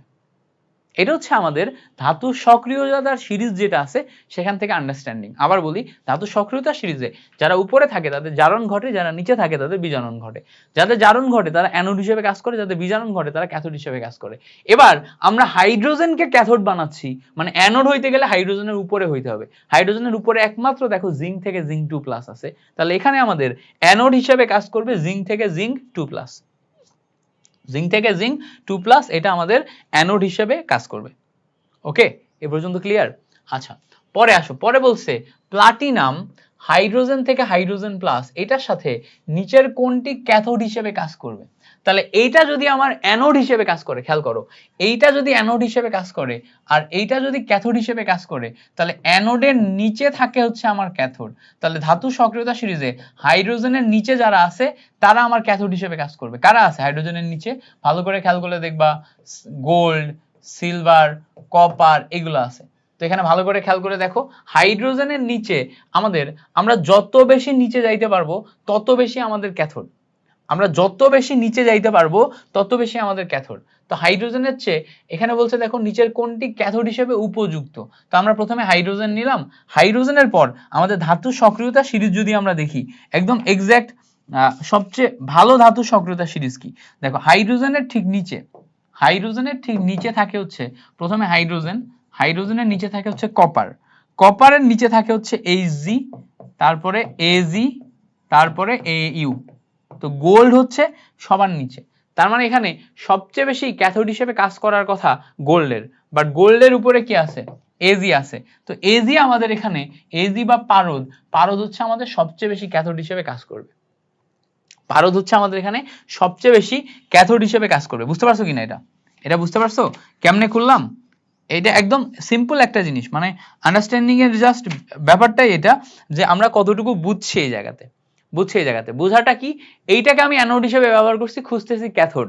তাহলে অ্যানোড উপরে ক্যাথোড নিচে, অ্যানোড উপরে ক্যাথোড নিচে। তার মানে হাইড্রোজেনকে যদি আমি অ্যানোড ধরি, হাইড্রোজেনের নিচে যত যাব তত বেশি ক্যাথোড। হাইড্রোজেনের নিচে কপার, তার নিচে Hg পারদ, তারপরে Ag, তারপর হচ্ছে Au, তাই না? Hg Ag Au। তো এই যে Hg Ag Au, এই Ag এর ক্ষেত্রে দেখা যাচ্ছে যে আমাদের সবচেয়ে বেশি ক্যাথোড হিসেবে কাজ করে। ওকে, এভাবে আমাদের ধাতু সক্রিয়তা সিরিজ একটু মনে রেখে জিনিসপত্রগুলো ক্যালকুলেট করতে হবে বা সিকোয়েন্সটা শিখতে হবে। এরপরে আসো, পরে বলছে দেখো কোনটি প্রাইমারি নির্দেশক তড়িৎদ্বার। আমরা জানি হাইড্রোজেন তড়িৎদ্বার যেটা আছে এটা হচ্ছে প্রাইমারি নির্দেশক তড়িৎদ্বার, ক্যালোমেল তড়িৎদ্বার, তারপর হচ্ছে গ্যাস তড়িৎদ্বার, এগুলো হচ্ছে সব সেকেন্ডারি নির্দেশক তড়িৎদ্বার। ক্যালোমেল তড়িৎদ্বার সেকেন্ডারি নির্দেশক তড়িৎদ্বার, হাইড্রোজেন তড়িৎদ্বার প্রাইমারি নির্দেশক তড়িৎদ্বার। ওকে, আচ্ছা, পরে বলছে দেখো কোনটি জারণ বিজারণ অর্ধকোষ বা ইলেকট্রোড। এখানে আমাদের জারণ বিজারণ অর্ধকোষ বা ইলেকট্রোড কোনটা সেটা খুঁজতে হবে। তো এখানে আসলে জারণ বিজারণ না, এখানে আমাদের শুধু জারণ অর্ধকোষ বা ইলেকট্রোড এটা হবে। শুধু জারণ মানে জারণ সংখ্যা বৃদ্ধি। খেয়াল করো, জারণ মানে অক্সিডেশন নাম্বার বৃদ্ধি পাওয়া। তো এখানে ভালো করে খেয়াল করলে দেখবা এই জায়গাতে আমার অক্সিডেশন নাম্বারের দিকে তাকাও, এখানে আছে হচ্ছে 0, এখানে -1। তাহলে জারণ সংখ্যা বৃদ্ধি পেল না হ্রাস পেল? হ্রাস পেল। এই জায়গাতে ভালো করে খেয়াল করলে দেখো ক্লোরিনের এখানে -1, এখানেও -1 হয় নাই, এখানে এটার সাথে আমার মিল নাই, সোডিয়াম অ্যামালগাম সোডিয়াম। বাট এই জায়গায় খেয়াল করে দেখো প্লাটিনাম তড়িৎদ্বারে এখানে জারণ সংখ্যা +2, এখানে +3, জারণ সংখ্যা বৃদ্ধি পাচ্ছে। সো জারণ সংখ্যা বৃদ্ধি পাইলে এটা হচ্ছে আমাদের জারণ অর্ধকোষ। জারণ সংখ্যা বৃদ্ধি পাইলে এটা কি? এটা হচ্ছে আমাদের জারণ অর্ধকোষ। তাহলে জারণ অর্ধকোষ কোনটা? প্লাটিনামের এটা হচ্ছে আমাদের এখানে জারণ অর্ধকোষ। ক্লিয়ার হইছে জিনিসটা? প্লাটিনামের এটা হচ্ছে আমাদের এখানে জারণ অর্ধকোষ। তো জারণ অর্ধকোষের জন্য আমরা এই জিনিসটা মাথায় রাখবো। ওকে, ক্লিয়ার? জারণ অর্ধকোষ কোনটা? প্লাটিনাম। প্লাটিনামটা হচ্ছে আমাদের জারণ অর্ধকোষ। আচ্ছা, এবার আসো পরে যাই। বলছে কোনটি প্রাইমারি নির্দেশক তড়িৎদ্বার। তো আমরা জানি প্রাইমারি নির্দেশক তড়িৎদ্বার হচ্ছে হাইড্রোজেন গ্যাস তড়িৎদ্বার, যেটা এটাকে আমরা প্রাইমারি নির্দেশক তড়িৎদ্বার বলি। হাইড্রোজেন গ্যাস তড়িৎদ্বার কি? প্লাটিনাম, তারপরে হাইড্রোজেন গ্যাস, এটা থেকে হাইড্রোজেন প্লাস আয়নে যদি রূপান্তর হয় এইটাকে আমাদের হাইড্রোজেন গ্যাস তড়িৎদ্বার বলে। এইটার বিভব আসে হচ্ছে আমাদের 0। জানান বিভব কত ধরা হয়? 0 ধরা হয়। তাহলে হাইড্রোজেন গ্যাস তড়িৎদ্বার যেটা, এইটা হচ্ছে আমাদের প্রাইমারি নির্দেশক তড়িৎদ্বার। মুখস্থ করবে এটা। তো দেখো এবার বলছে, দেখো মুখ্য অনির্দেশক তড়িৎদ্বার, অনির্দেশক। তো খেয়াল করো আমাদের মুখ্য নির্দেশক তড়িৎদ্বার আছে, যেটাকে আমরা প্রাইমারি নির্দেশক তড়িৎদ্বার বলি, সেইটা আছে। এবার আমরা জানি যে সেকেন্ডারি নির্দেশক তড়িৎদ্বার, কিন্তু অনির্দেশক তড়িৎদ্বার আবার কি জিনিস আছে নাকি এরকম কিছু? তো এরকম কিছু তো নাই। তাহলে এখানে দেখো প্রমাণ হাইড্রোজেন তড়িৎদ্বার, এটা হচ্ছে মুখ্য বা প্রাইমারি নির্দেশক তড়িৎদ্বার। ক্যালোমেল তড়িৎদ্বার, এটা হচ্ছে সেকেন্ডারি নির্দেশক তড়িৎদ্বার। গ্যাস তড়িৎদ্বার, এটা হচ্ছে সেকেন্ডারি নির্দেশক তড়িৎদ্বার। ক্যাডমিয়াম তড়িৎদ্বার বলে কিছু নাই, ক্যাডমিয়াম তড়িৎদ্বার বলে যেহেতু কিছু নাই, এইটা হচ্ছে আমাদের অনির্দেশক তড়িৎদ্বার। তাহলে কারেক্ট অ্যান্সার কোনটা হবে? এই ক্যাডমিয়াম তড়িৎদ্বার যেটা, এইটা হবে কারেক্ট অ্যান্সার। কেন? কারণ এইটাই হচ্ছে আমার অনির্দেশক তড়িৎদ্বার। বাকি এই যে তিনটা, এই তিনটাই হচ্ছে আমার নির্দেশক তড়িৎদ্বার। বাকি তিনটাই হচ্ছে আমার নির্দেশক তড়িৎদ্বার। এগুলা কি? এগুলা সব হচ্ছে আমার নির্দেশক তড়িৎদ্বার। তাহলে লাস্টে যেটা আছে এটাকে আমরা অনির্দেশক বলতে পারবো। ওকে, আচ্ছা। পরে বলছে দেখো মুখ্য নির্দেশক তড়িৎদ্বার হিসেবে কোনটি ব্যবহার করা হয়? তো আমরা জানি যে প্রমাণ হাইড্রোজেন তড়িৎদ্বার যেটা আছে এটাই হচ্ছে আমাদের মুখ্য নির্দেশক তড়িৎদ্বার হিসেবে ব্যবহার করা হয়। প্রমাণ হাইড্রোজেন তড়িৎদ্বারকে আমরা মুখ্য নির্দেশক তড়িৎদ্বার হিসেবে ব্যবহার করি। ক্লিয়ার না? আচ্ছা, পরে আসো। পরে বলছে প্রমাণ হাইড্রোজেন তড়িৎদ্বারের বিভব মান কত? আমরা জানি প্রমাণ হাইড্রোজেন তড়িৎদ্বারের বিভব মান 00 ভোল্ট। প্রমাণ হাইড্রোজেন তড়িৎদ্বারের বিভব মান 00 ভোল্ট হিসেবে ধরা হয়। পরে বলছে দেখো গ্যাস ইলেকট্রোডে কোন ধাতু যুগল ব্যবহৃত হয়? কোন ধাতু যুগল ব্যবহৃত হয়? গ্যাস। সো খেয়াল করো আমরা যখন গ্যাস ইলেকট্রন হাইড্রোজেন গ্যাস থেকে হাইড্রোজেন প্লাস আয়ন নিছি, তখন এখানে আমরা সবচেয়ে নিষ্ক্রিয় ধাতু প্লাটিনামকে ইলেকট্রোড হিসেবে ব্যবহার করি। প্লাটিনামকে। এখন যদি প্লাটিনাম না থাকে তাহলে এরকম নিষ্ক্রিয় ধাতু গোল্ড আছে, গোল্ডকেও ব্যবহার করা যায়। এজন্য আমরা মাথায় রাখবো যে গ্যাস ইলেকট্রোডে আমরা ইলেকট্রোড হিসেবে বা গ্যাস তড়িৎদ্বারে আমরা ইলেকট্রোড হিসেবে সবসময় প্লাটিনাম এবং গোল্ড এই দুইটাকে ব্যবহার করি। কারণ কি? এরা সবচেয়ে বেশি নিষ্ক্রিয়, এরা সরাসরি ওই বিক্রিয়াতে অংশ নেয় না, এরা জারণ বিজারণ ঘটায় না। এই জন্য প্লাটিনাম এবং গোল্ড যারা আছে এগুলাকে আমাদের এখানে ব্যবহার করা হয়। ধাতু যুগল, কোন ধাতু যুগলকে আমরা গ্যাস ইলেকট্রোডে ব্যবহার করি? প্লাটিনাম এবং গোল্ড। প্রশ্ন মুখস্থ করবা, এরপরে অ্যান্সার লিখে লিখে প্র্যাকটিস করবা। প্রশ্ন মুখস্থ করবা, অ্যান্সার লিখে লিখে প্র্যাকটিস করবা। ওকে, পরে বলছে দেখো প্রমাণ হাইড্রোজেন তড়িৎদ্বারে অ্যাসিড দ্রবণের ঘনমাত্রা কত? প্রমাণ হাইড্রোজেন তড়িৎদ্বারে আমাদের অ্যাসিড দ্রবণ হাইড্রোজেন প্লাস যেই দ্রবণ এর ঘনমাত্রা আসে হচ্ছে 1 মোলারিটি। হাইড্রোজেন গ্যাস যেটা আছে এর চাপ আসে 1 অ্যাটমসফিয়ারিক প্রেসার। টেম্পারেচার আসে হচ্ছে 225 ডিগ্রি সেন্টিগ্রেড বা 298 কেলভিন। এই ইনফরমেশনগুলা মুখস্থ। তাহলে এখানে আমরা পাবো হচ্ছে 1 molarity. 1 molarity is the correct answer. 1 molarity is the correct answer. বুঝতে পারছো? ওকে, পরে আসো। পরে বলছে নিচের কোনটি শক্তিশালী বিজারক? শক্তিশালী বিজারক, বিজারকের কাজ কি? বিজারকের কাজ হচ্ছে জারণ করা। বিজারকের কাজ হচ্ছে জারণ করা। জারণ করলে সে অ্যানোড হিসেবে কাজ করবে। সো অ্যানোডকে, যে ধাতু সক্রিয়তা সিরিজে যত উপরে সে হচ্ছে তত বেশি অ্যানোড। তো ধাতু সক্রিয়তা সিরিজে সবচেয়ে উপরে হচ্ছে লিথিয়াম। তাহলে লিথিয়াম হচ্ছে আমাদের সবচেয়ে শক্তিশালী বিজারক হিসেবে কাজ করে। ধাতু সক্রিয়তা সিরিজ মুখস্থ করো, দেখবা সবচেয়ে উপরে কি? লিথিয়াম। যেমন এই যে লিথিয়াম, তারপরে সোডিয়াম, পটাশিয়াম, কে না কে ম্যাকগাইভার এলো যেন হাই, কুলাঙ্গার হাজি পেটাবে আমায়। পড়ছি না আমরা ধাতু সক্রিয়তা সিরিজের ছন্দের মাধ্যমে ধাতু সক্রিয়তা সিরিজ মনে রাখা। এর ভিতরে সবচেয়ে উপরে কে? লিথিয়াম। তো লিথিয়াম এখানে আমার জারণ করতেছে এবং সে হচ্ছে আমাদের শক্তিশালী বিজারক হিসেবে কাজ করে। ওকে, আচ্ছা, আশা করি এই ব্যাপারটা ক্লিয়ার। এবার বলছে দেখো তড়িৎ বিশ্লেষণকালে কোনটি আগে চার্জ মুক্ত হবে? দেখো ধাতু সক্রিয়তা সিরিজে যে যত নিচে থাকে সে ক্যাটায়ন হোক অথবা অ্যানায়ন হোক, যে যত নিচে থাকে সে তত আগে চার্জ মুক্ত হয়। যে যত নিচে থাকে সে তত আগে চার্জ মুক্ত হয়। তো ক্যাটায়নের ক্ষেত্রে আগে জারণ আর পরে বিজারণ ঘটে। মানে উপরে হচ্ছে আমার অ্যানোড, নিচে হচ্ছে আমার ক্যাথোড, এইটা হয়। তো দেখো চার্জ মুক্ত হয় কে? যে যত নিচে থাকে সে তত চার্জ মুক্ত হয়। তো এখানে ভালো করে খেয়াল করলে দেখবা প্রথমে আমার হাইড্রোজেন গ্যাস আছে, হাইড্রোজেন, তারপরে হচ্ছে আমার কপার 2+ আছে, তারপরে আমার হচ্ছে গোল্ড 3+ আছে, তারপরে আমার সিলভার প্লাস আছে। তো সবার নিচে আছে হচ্ছে আমাদের সিলভার, সবার নিচে কে আছে, এই সবার সিলভার প্লাসের পর আছে হচ্ছে গোল্ড, সরি এখানে সিলভার প্লাসের পর আছে হচ্ছে গোল্ড, এখানে আছে হচ্ছে সিলভার প্লাস, তারপরে আছে হচ্ছে গোল্ড 3+। সো গোল্ড 3+ সবচেয়ে নিচে আছে, গোল্ড 3+ সবচেয়ে নিচে থাকায় এ সবার আগে চার্জ মুক্ত হবে, সবার আগে চার্জ মুক্ত হবে কি, গোল্ড 3+। তো আমাদের ধাতু সক্রিয়তা সিরিজে যে যত নিচে থাকে সে তত আগে চার্জ মুক্ত হয়। চার্জ মুক্ত হওয়ার শর্ত কি, নিচে থাকা, যে যত নিচে থাকবে সে তত আগে চার্জ মুক্ত হবে। তাহলে এখানে সবার আগে চার্জ মুক্ত হয় কি, গোল্ড প্লাস। পরেরটা দেখো, পরেরটা বলছে তড়িৎ বিশ্লেষণকালে, তড়িৎ বিশ্লেষণকালে কোন আয়নটি আগে চার্জ মুক্ত হবে, এটা আমার অ্যানায়ন। তো অ্যানায়নের ক্ষেত্রে কে আগে চার্জ মুক্ত হবে, অ্যানায়নের ক্ষেত্রে দেখো, অ্যানায়নের ক্ষেত্রে আমার প্রথমে মাথায় রাখতে হবে নাইট্রেট মাইনাস আয়ন, তারপরে সালফেট মাইনাস আয়ন, তারপরে হচ্ছে কার্বনেট মাইনাস আয়ন, তাই না? So nitrate, nitrate, sulphate, carbonate, carbonate, এরপরে ভালো করে খেয়াল করো ব্রোমিন, তারপরে হচ্ছে হ্যাঁ কার্বনেট না, এটা কার্বনেট না, এটা হচ্ছে ক্লোরিন।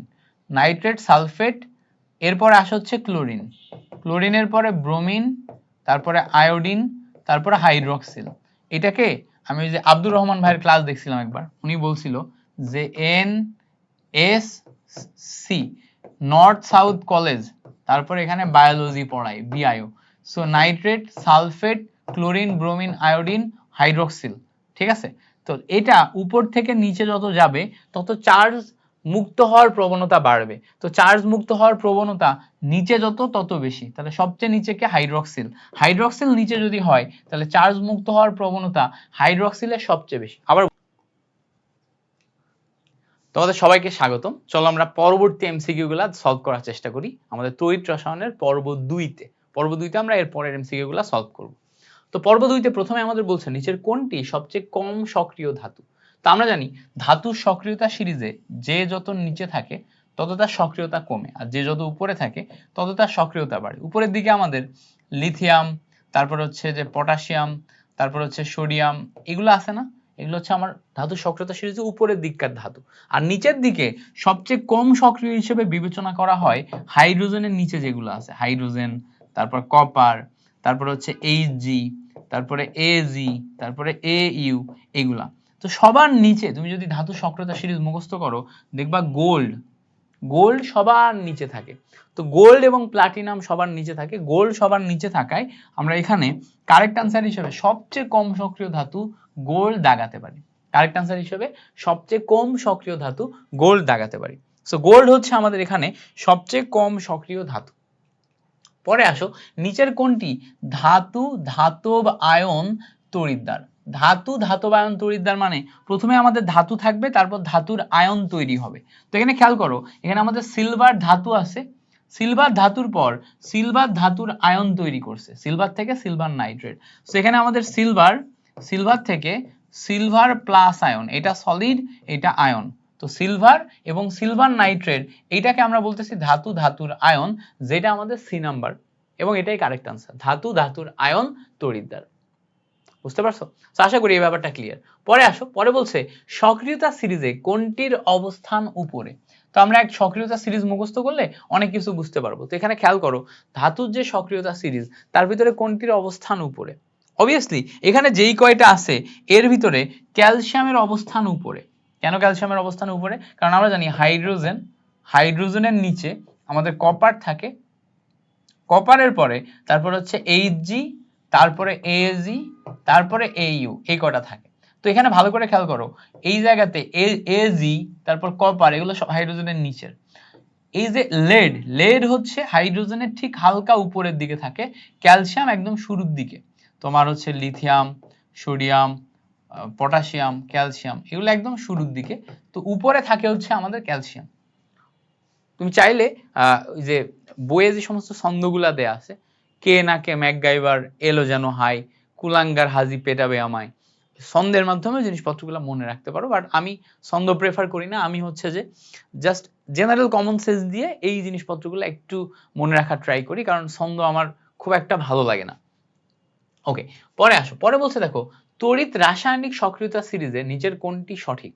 তো এখানে তড়িৎ রাসায়নিক সক্রিয়তা সিরিজে আমাদের দেখতে হবে যে এই যে যেই জিনিসপত্রগুলো আছে এর ভিতরে কোনটা সক্রিয়তা বেশি কোনটা সক্রিয়তা কম। তো এখানে আমাদের অ্যালুমিনিয়ামের সক্রিয়তা নিকেলের চেয়ে কম। এখন বলবা ভাই এটা কিভাবে মনে রাখবো অ্যালুমিনিয়ামের সক্রিয়তা? ধাতু সক্রিয়তা সিরিজ থেকে মনে রাখা যায়। আর যদি ধাতু সক্রিয়তা সিরিজ মনে না রাখতে পারো, আমার মতো প্রবলেমে ভুগো যে তোমার সক্রিয়তা সিরিজ মনে থাকে না, তাহলে তুমি যেটা করবা ডিরেক্ট এইটাই মুখস্থ করবা, এই একটা এমসিকিউ মুখস্থ করবা। সক্রিয়তা সিরিজ থেকে যদি তোমার কম্পারিজন আসে, এইটাই সবসময় আসতে দেখা যায়, অ্যালুমিনিয়ামেরটা নিকেলের চেয়ে বেশি, অ্যালুমিনিয়ামের সক্রিয়তা নিকেলের চেয়ে বেশি। ওকে, পরে আসো, পরে বলছে যে তামার প্রমাণ বিজারণ বিভব কত। তো তামা মানে কি? কপার। কপার, কপারের ক্ষেত্রে প্রমাণ বিজারণ বিভব, বিজারণ, বিজারণ মানে হচ্ছে কপার 2+ থেকে কপারে পরিণত হয়, এটা হচ্ছে বিজারণ বিভব। জারণ মান হ্রাস পায় বিজারণের ক্ষেত্রে, এখানে 2+ ছিল এখানে 0। তো এটার ক্ষেত্রে আমরা জানি ভ্যালু আসে বিজারণ বিভবের ক্ষেত্রে 0.34 ভোল্ট প্লাস 0.34 ভোল্ট। জিঙ্কের জারণ বিভব, জিঙ্ক থেকে জিঙ্ক 2+, এটা 0.76 ভোল্ট আসে, 76 ভোল্ট। তো এইটা আমাদের মেইন বইয়ের ওই যে ড্যানিয়েল কোষে আছে, এটাও মেইন বইয়ের ড্যানিয়েল সেলে আছে। দ্যাটস ওয়াই এটা থেকে হুবহু কোশ্চেন আসে। কপারের জন্য বিজারণ বিভব কত আসে? Plus 0.34 volt, plus 0.34 volt. এটা আমাদের একদম মেইন বই থেকে সরাসরি আসে। সো মেইন বই থেকে সরাসরি যেহেতু আসে, এটা আমাদের এভাবে মনে রাখতে হবে। আচ্ছা, পরে কোশ্চেন, পরে বলছে যে জিঙ্কের প্রমাণ বিজারণ বিভব কোনটি? জিঙ্কের, তাহলে একটু আগেই দেখে আসলাম প্রমাণ জারণ বিভব, জিঙ্কের প্রমাণ জারণ বিভব প্লাস 7.6, 0.76। তাহলে এখানে জারণ বিভব বলতে বোঝাচ্ছে জিঙ্ক থেকে জিঙ্ক 2+, এইটার ক্ষেত্রে, এইটার ক্ষেত্রে 0.76। বাট যদি আবার এরকম বলতো জিঙ্ক 2+ থেকে জিঙ্ক এইটা বলতো, তখন কিন্তু উল্টাই যেত, -0.76 ভোল্ট হয়ে যেত। সো কোনটা আমাদের জিজ্ঞেস করতেছে, that is very much important. Okay, আচ্ছা এই পর্যন্ত বুঝলাম। এবার বলছে দেখো অ্যানোড তড়িৎদ্বারে কি ঘটে। অ্যানোড তড়িৎদ্বার, অ্যানোড, অ্যানোডে আমরা জানি অ্যানোড সবসময়, আমি এইভাবে মনে রাখি অ্যানঅক্স ক্যারেড। তো অ্যানোডে অক্সিডেশন ঘটে, অক্সিডেশন মানে কি? অক্সিডেশন মানে হচ্ছে জারণ, আর ক্যারেড, ক্যারেড রেড মানে কি? বিজারণ। তো আমাদের অ্যানোডে জারণ, ক্যাথোডে বিজারণ ঘটে। তো অ্যানোড তড়িৎদ্বার এখানে আমাদের ঘটবে কি? জারণ, জারণ। জারণ মানে কি? জারণ মানে আবার জারণ সংখ্যা বৃদ্ধি, জারণ সংখ্যা বৃদ্ধিকে জারণ বলে, জারণ সংখ্যা বৃদ্ধিকে জারণ বলে। তো অ্যানোডে জারণ, ক্যাথোডে বিজারণ, এইভাবে। ওকে, পরে আসো, পরে বলছে দেখো ড্যানিয়েল সেল তৈরিতে অ্যানোড রূপে ব্যবহৃত তড়িৎদ্বার হলো কোনটি। তো ড্যানিয়েল সেল, ড্যানিয়েল সেলে আমাদের অ্যানোড হিসেবে ব্যবহার হয় হচ্ছে জিঙ্ক, জিঙ্ক থেকে জিঙ্ক 2+, এটা হচ্ছে অ্যানোড, বাম সাইডে থাকে। আর কপার 2+ থেকে কপার, এটা ডান সাইডে থাকে, এটা হচ্ছে ক্যাথোড। তো ড্যানিয়েল সেলে জিঙ্ক থেকে জিঙ্ক 2+, এটা অ্যানোড হিসেবে থাকে। Option A is the correct answer. তাহলে যদি আমাদের ড্যানিয়েল সেল বলে, তাহলে জিঙ্ক থেকে জিঙ্ক 2+ হবে। ওকে, আচ্ছা পরে আসো, পরে বলছে দেখো লবণ সেতুতে নিচের কোন লবণ ব্যবহার করা হয়। মাথায় রাখবো লবণ সেতুতে মেইনলি আমাদের পটাশিয়াম ক্লোরাইড, পটাশিয়াম নাইট্রেট, এই দুইটা ব্যবহার করা হয়। পটাশিয়াম ক্লোরাইড, পটাশিয়াম নাইট্রেট, এছাড়া potassium sulphate K2SO4, potassium chloride, potassium nitrate, potassium sulphate, sodium sulphate, ঠিক আছে। আচ্ছা অ্যামোনিয়াম নাইট্রেট, এটা এটা হচ্ছে পটাশিয়াম নাইট্রেট না, এটা হচ্ছে অ্যামোনিয়াম নাইট্রেট ব্যবহার হবে। অ্যামোনিয়াম নাইট্রেট এগুলো হচ্ছে পরীক্ষিত, ঠিক আছে। এইগুলো আমার অপশনে থাকে এবং এগুলা মেইন বইতেও লেখা আছে, এগুলো মুখস্থ করতে হবে। Potassium chloride, ammonium nitrate, potassium sulphate, sodium sulphate. তো এর ভিতরে দেখো পটাশিয়াম ক্লোরাইড এখানে দেয়া আছে, so potassium chloride will be the correct answer. এই চারটা অপশন ফর এমসিকিউ ইম্পর্টেন্ট, এই চারটা অপশন ফর এমসিকিউ ইম্পর্টেন্ট। ওকে, এবার বলছে দেখো লবণ সেতুতে নিচের কোন দ্রবণটি ব্যবহার করা যায়। তো দেখো তো কোনটা আছে, এই দেখো পটাশিয়াম নাইট্রেট, পটাশিয়াম নাইট্রেট, বুঝতে পারছো? KNO3, potassium chloride, potassium nitrate, potassium chloride, potassium nitrate. তো অ্যামোনিয়াম সালফেট ছিল একটা, পটাশিয়াম নাইট্রেট, পটাশিয়াম নাইট্রেট এটাও লিখছিলাম তাই না, মুছে দিছি পরে। এই পাঁচটা মুখস্থ করবা, potassium chloride, potassium nitrate, ammonium nitrate, তারপর হচ্ছে যে পটাশিয়াম সালফেট, সোডিয়াম সালফেট, এই পাঁচটা মুখস্থ করো।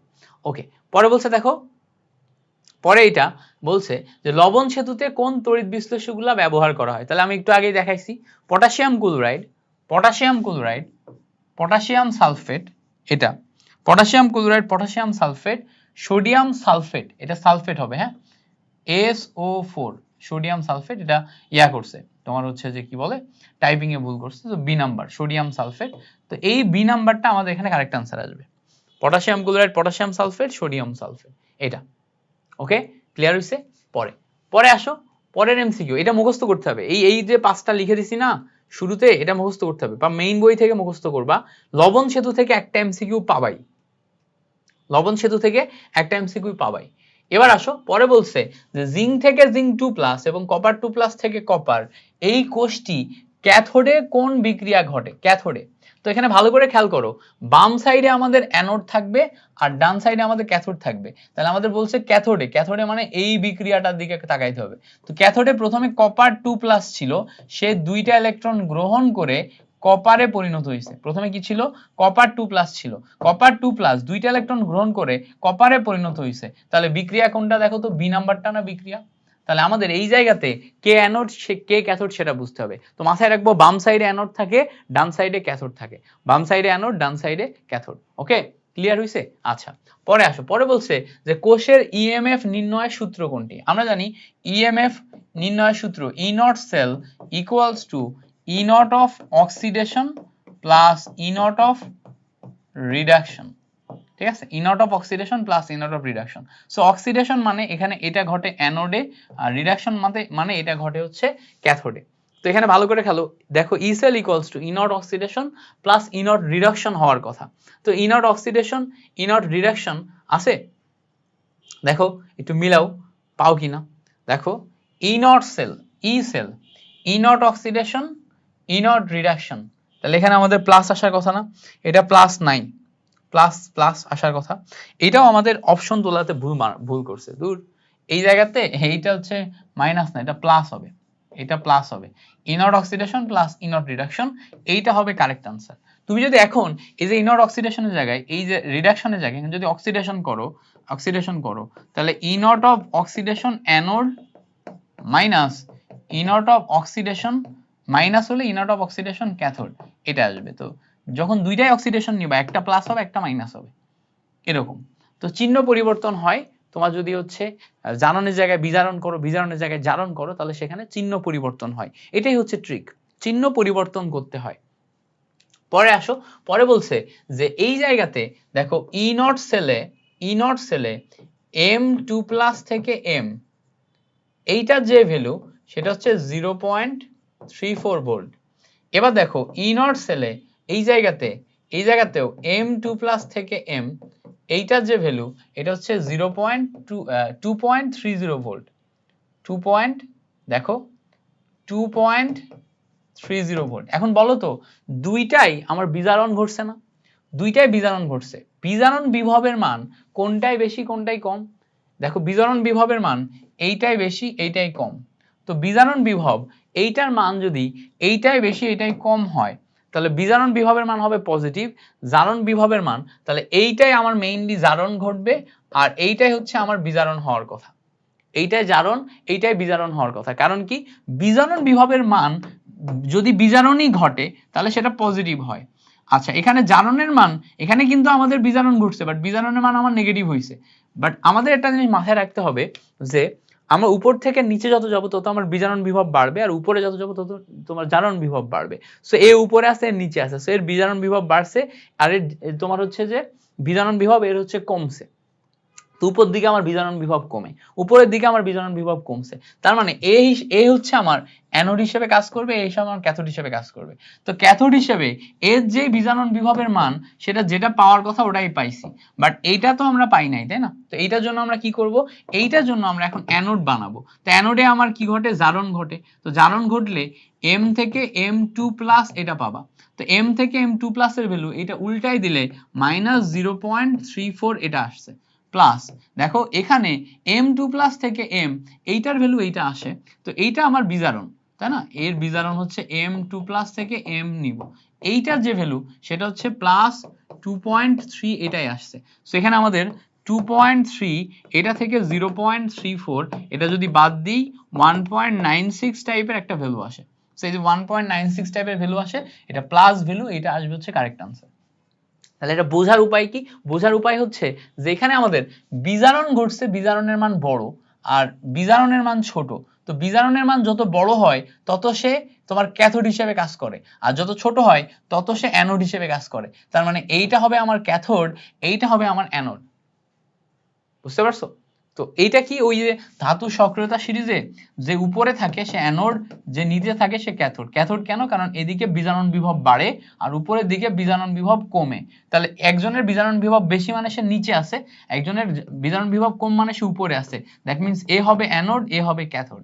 সো এই যে অ্যানোড হিসেবে কাজ করলো, একে এখন আমরা তোমার বিজারণ থেকে জারণে কনভার্ট করে নিব, তাহলেই হবে। বিজারণ থেকে জাস্ট জারণে কনভার্ট করে নেব, সিম্পল।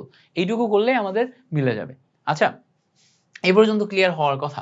এরপরে বলছে দেখো জিঙ্ক থেকে জিঙ্ক 2+ এবং এখানে হাইড্রোজেন থেকে হাইড্রোজেন প্লাস দুইটা তড়িৎ দ্বার গঠিত তড়িৎ কোষের কোষ সংকেত কোনটা?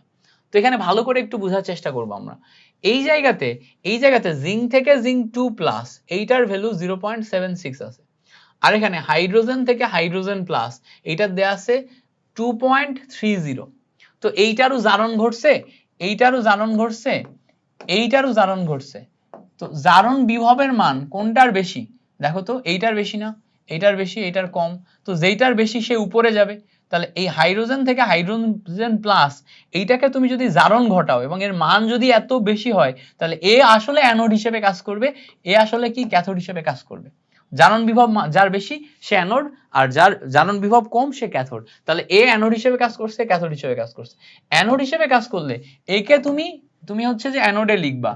তো এর অ্যানোড হলে এ হচ্ছে তোমার মেইনলি অ্যানোডে মানে বাম সাইডে থাকবে। বাম সাইডে কি হাইড্রোজেন থেকে হাইড্রোজেন প্লাস, এটা অ্যানোড হিসেবে কাজ করলো। আর এ তখন আমার ক্যাথোড হিসেবে কাজ করবে, ক্যাথোড হচ্ছে জিঙ্ক 2+ থেকে জিঙ্ক। এখন এ যে অ্যানোড এটা তো গ্যাস তড়িৎদ্বার, গ্যাস তড়িৎদ্বার হলে আমাকে প্লাটিনাম দিতে হবে। তাহলে খেয়াল করো এখানে প্লাটিনাম 1 মোলারিটি হাইড্রোজেন থেকে হাইড্রোজেন প্লাস, একে আমরা অ্যানোড হিসেবে কাজ করলাম শুধুমাত্র এই ইনফরমেশনটার উপর ভিত্তি করে, আর একে বানাইলাম ক্যাথোড।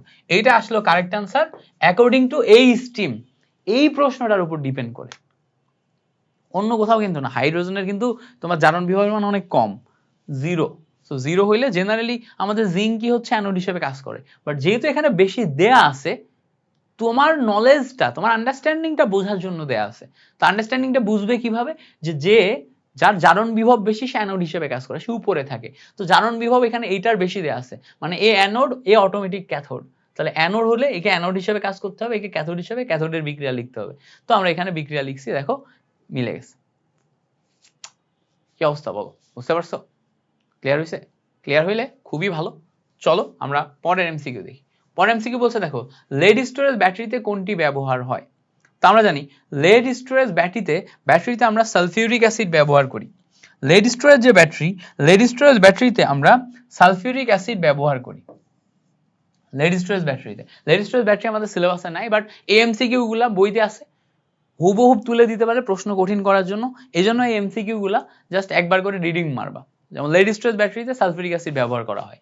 পরে বলছে দেখো লেড সঞ্চয়ী কোষে কোনটি তড়িৎ বিশ্লেষ্য হিসেবে ব্যবহার করা হয়? কোনটি তড়িৎ বিশ্লেষ্য?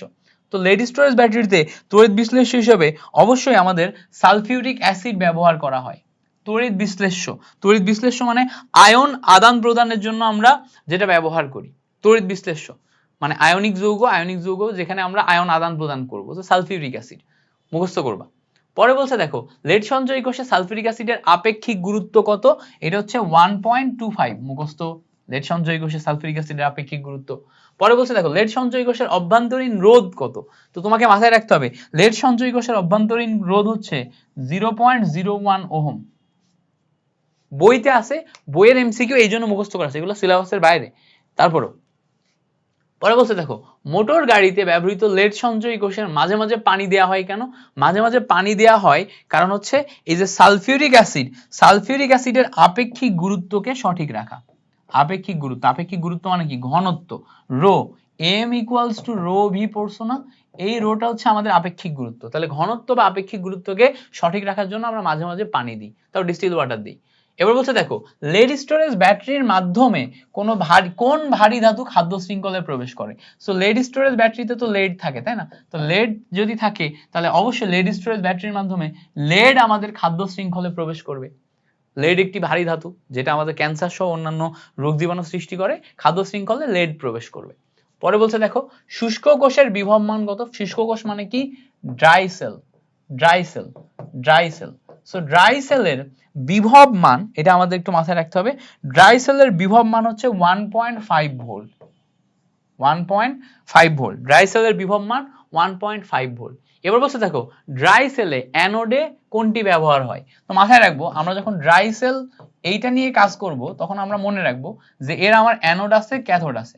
অ্যানোডে আমরা ব্যবহার করব জিঙ্ক আর ক্যাথোডে ব্যবহার করব কার্বন, কার্বন। অ্যানোডে কি ব্যবহার করব? অ্যানোডে জিঙ্ক আর ক্যাথোডে কার্বন। সো কার্বনের সি আর ক্যাথোডের সি, অ্যানোডে জিঙ্ক আর কার্বনের সি, ক্যাথোডের সি। তাহলে অ্যানোড জিজ্ঞেস করছে এই জন্য জিঙ্ক, ক্যাথোড জিজ্ঞেস করলে কার্বন দণ্ড বলতাম। বুঝতে পারছো? ক্লিয়ার হয়েছে? ওকে, এভাবে আমরা ট্রিক হিসেবে মনে রাখবো। পরে বলছে দেখো লেড স্টোরেজ ব্যাটারিতে ব্যাটারির সংকেত বা ডায়াগ্রাম কোনটি। লেড স্টোরেজ ব্যাটারি যেটা আছে এটাতে ব্যাটারির সংকেত বা ডায়াগ্রাম বি নাম্বারটা আসে হচ্ছে আমাদের কারেক্ট আনসার। কি? লেড আছে, লেড থেকে লেড সালফেট তৈরি হয় আর সালফিউরিক অ্যাসিডের উপস্থিতিতে আমরা লেড অক্সাইড এবং লেড পাই। এইটা হচ্ছে আমার ব্যাটারির ডায়াগ্রাম। এটা কি? এটা হচ্ছে আমাদের ব্যাটারি ডায়াগ্রাম। সো এইটার যে বিক্রিয়া সহ বুঝলে তো আমাদের জন্য ভালো হয়, বাট বিক্রিয়া তো আমরা পড়ি নাই। সো আমরা যেটা করবো জাস্ট ডায়াগ্রামটাই মনে রাখবো, আমাদের বেশি ডিটেলসে যাওয়ার দরকার নেই, জাস্ট ডায়াগ্রামটা পড়বো ফর এমসিকিউ। এমসিকিউর জন্য এইটুকু জাস্ট একটু প্র্যাকটিস করে করে রেখে দিব। যদি প্রশ্ন দিয়ে দেয় তাতে যাতে আমি ভুল না করি, অন্তত যেন আমি জেনে যাই। ওকে, এই সাইডটা আমার অ্যানোড হিসেবে কাজ করছে, এই সাইডটা আমার অ্যানোড হিসেবে কাজ করছে, আর এই সাইডটা আমার ক্যাথোড হিসেবে কাজ করছে। সো অ্যানোডে আমার জারণ ঘটবে, ক্যাথোডে বিজারণ ঘটবে। এই ঘটনাটা এখানে ঘটে। কিভাবে জারণ ঘটে? দেখো এই জায়গাতে আমার এখানে 0 আছে, এখানে আসে হচ্ছে +2। বুঝতে পারছো? আর এখানে দেখো এখানে আমার +4 আছে, এখানে হয়ে যায় 0। এই হচ্ছে আমাদের কাহিনী। একটা জারণ, একটা বিজারণ, একটা অ্যানোড, একটা ক্যাথোড হিসেবে কাজ করে লেড স্টোরেজ ব্যাটারি। কোনটা রিচার্জ করা যায়? সো আমরা জানি লিথিয়াম আয়ন যে ব্যাটারি আছে এটাকে রিসার্চ করা যায়। লিথিয়াম আয়ন ব্যাটারিকে কি করা যায়? রিসার্চ করা যায়। So lithium ion battery research করা যায়, এটা মাথায় রাখবো। ওকে, সো লিথিয়াম আয়ন ব্যাটারি এটাকে রিসার্চ করা গেল। এই এমসিকিউটা আমরা বুঝতে পারলাম। পরে আসো বলছে নিচের কোন ব্যাটারি হার্টের পেসমেকারের জন্য ব্যবহার হয়। এটা মাথায় রাখবো। লিথিয়াম এসভিও যে ব্যাটারি, মুখস্থ, লিথিয়াম এসভিও যে ব্যাটারি এটা আমরা হার্টের পেসমেকারের জন্য ব্যবহার করি। পরে বলছে দেখো হাইড্রোজেন ফুয়েল সেলের ইএমএফ কত। হাইড্রোজেন ফুয়েল সেল এইটার ইএমএফ হচ্ছে 1.23 ইলেকট্রন ভোল্ট। তো হাইড্রোজেন ফুয়েল সেল যেটা আছে এটা কিন্তু পরিবেশ বান্ধব, ঠিক আছে, পরিবেশ বান্ধব, এবং এটাকেই 1.23 ইলেকট্রন ভোল্ট বা ভোল্ট হচ্ছে আমার এনার্জি দেয় বা ইএমএফ দেয়। ওকে, পরে আসো, পরে বলছে হাইড্রোজেন ফুয়েল সেলে অ্যানোড এবং ক্যাথোড হিসেবে কোনটি ব্যবহার হয়। অ্যানোড এবং ক্যাথোড হিসেবে, তো আমরা মাথায় রাখবো হাইড্রোজেন ফুয়েল সেলে অ্যানোড এবং ক্যাথোড হিসেবে গ্রাফাইট বা কার্বন এইটাকে আমরা ব্যবহার করি। অ্যানোড ক্যাথোড উভয় হিসেবে আমরা গ্রাফাইট বা কার্বন ব্যবহার করি। এই সাইডেও গ্রাফাইট, এই সাইডেও গ্রাফাইট। সো হাইড্রোজেন ফুয়েল সেলে যখন কথা বলছি তখন গ্রাফাইট বা কার্বন এবং 1.23 ভোল্ট এটা হচ্ছে আমাদের কি বিভব। মুখস্থ, ইনফরমেশনটা একটু মাথায় রাখবা। আচ্ছা, পরে বলছে দেখো ফুয়েল সেলের ক্যাথোডে জ্বালানি হিসেবে কোন গ্যাসটি ব্যবহার করা হয়। আমরা যখন ফুয়েল সেল নিচ্ছি তখন ক্যাথোডে জ্বালানি হিসেবে আমরা অক্সিজেন ব্যবহার করব। জ্বালানি হিসেবে আমরা কি ব্যবহার করব? অক্সিজেন ব্যবহার করব। অক্সিজেন গ্যাস, অক্সিজেন গ্যাসের মাধ্যমে আমরা জ্বালানি পাচ্ছি ফুয়েল সেলের ক্ষেত্রে। আবার হাইড্রোজেন ফুয়েল সেল ওই জায়গাতে। ওকে, এবার বলছে দেখো নিচের কোন ফুয়েল সেলে তরল ইলেকট্রন থাকে না। তরল ইলেকট্রন থাকে না, ইলেকট্রোলাইট, তরল ইলেকট্রোলাইট থাকে না হচ্ছে পিএমএফসি। পিএমএফসি মানে কি? পিএমএফসি মানে proton electron membrane, proton electron membrane fuel cell. So proton electron membrane fuel cell PEMFC, এইটাতে কোনো তরল ইলেকট্রোলাইট থাকে না, মানে কোনো তরল যৌগ থাকে না যেটা ইলেকট্রোলাইট হিসেবে কাজ করবে, পিইএমএফসি।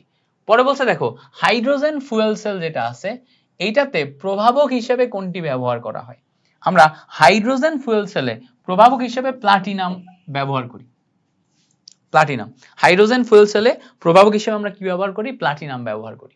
পরে আসো, পরে বলছে নিচের কোনটি পরিবেশ বান্ধব। তো তো অবশ্যই ফুয়েল সেল, এটা পরিবেশ বান্ধব, নবায়নযোগ্য এনার্জি, ঠিক আছে, ফুয়েল সেল পরিবেশ বান্ধব। এবার বলছে দেখো যে সালফেট দ্রবণে এত অ্যাম্পিয়ার বিদ্যুৎ কত সময় ধরে চালনা করলে ক্যাথোডে এত গ্রাম তোমার ধাতু, এত গ্রাম ম্যাঙ্গানিজ ধাতু, মানে ম্যাঙ্গানিজ বলতে এখানে এম ধাতু জমা হবে, এখানে এম এর পারমাণবিক ভর দেয়া আছে। তো এখানে আমাদের একটু দেখতে হবে যে এম এর পারমাণবিক ভর দেয়া আছে, যেখানে আমরা এম ইকুয়ালস টু 40 পাচ্ছি, তাই না, 40 পাচ্ছি।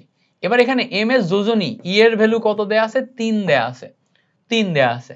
এবার আমাদের এখানে অ্যাম্পিয়ার দেয়া আছে, বিদ্যুৎ এ এর ভ্যালু 0.1 অ্যাম্পিয়ার, এ এর ভ্যালু না, এটা আই এর ভ্যালু, আই এর ভ্যালু। ওকে, কত সময় টি এটা বের করা লাগবে। এবার কতটুকু ধাতু জমা হবে, ডাব্লিউ এর পরিমাণ দেখো 1 গ্রাম দেয়া আছে।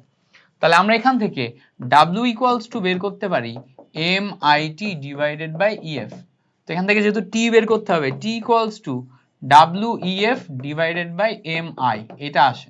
ডাব্লিউ এর ভ্যালু কত দেখো 1.1 গ্রাম, ডাব্লিউ এর ভ্যালু 1 গ্রাম, 1 ই এর ভ্যালু যেহেতু 3 ছিল 3, তারপরে এখানে আমাদের ডাব্লিউ ই এফ, এফ এর ভ্যালু কত হবে বলো তো, এফ এর ভ্যালু আমরা 96500 বসাবো।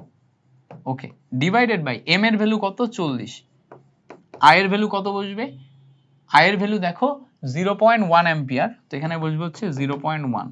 এই জিনিসটা এখন ক্যালকুলেশন করলে ফাইনালি তুমি এখান থেকে একটা আনসার পেয়ে যাবে, সেকেন্ডে পাবা যেটা আসবে ওইটাই, এখান থেকে ফাইনালি সেকেন্ডে একটা আনসার পাবা। আই গেস এটা হচ্ছে 72,375, এটা আসে, ক্যালকুলেটরে বসাও, ঠাস ঠাস করে বের হয়ে যাবে, 72,375 আসবে। পরে বলছে দেখো কোনটিতে বিদ্যুৎ শক্তি উৎপন্ন হয় না।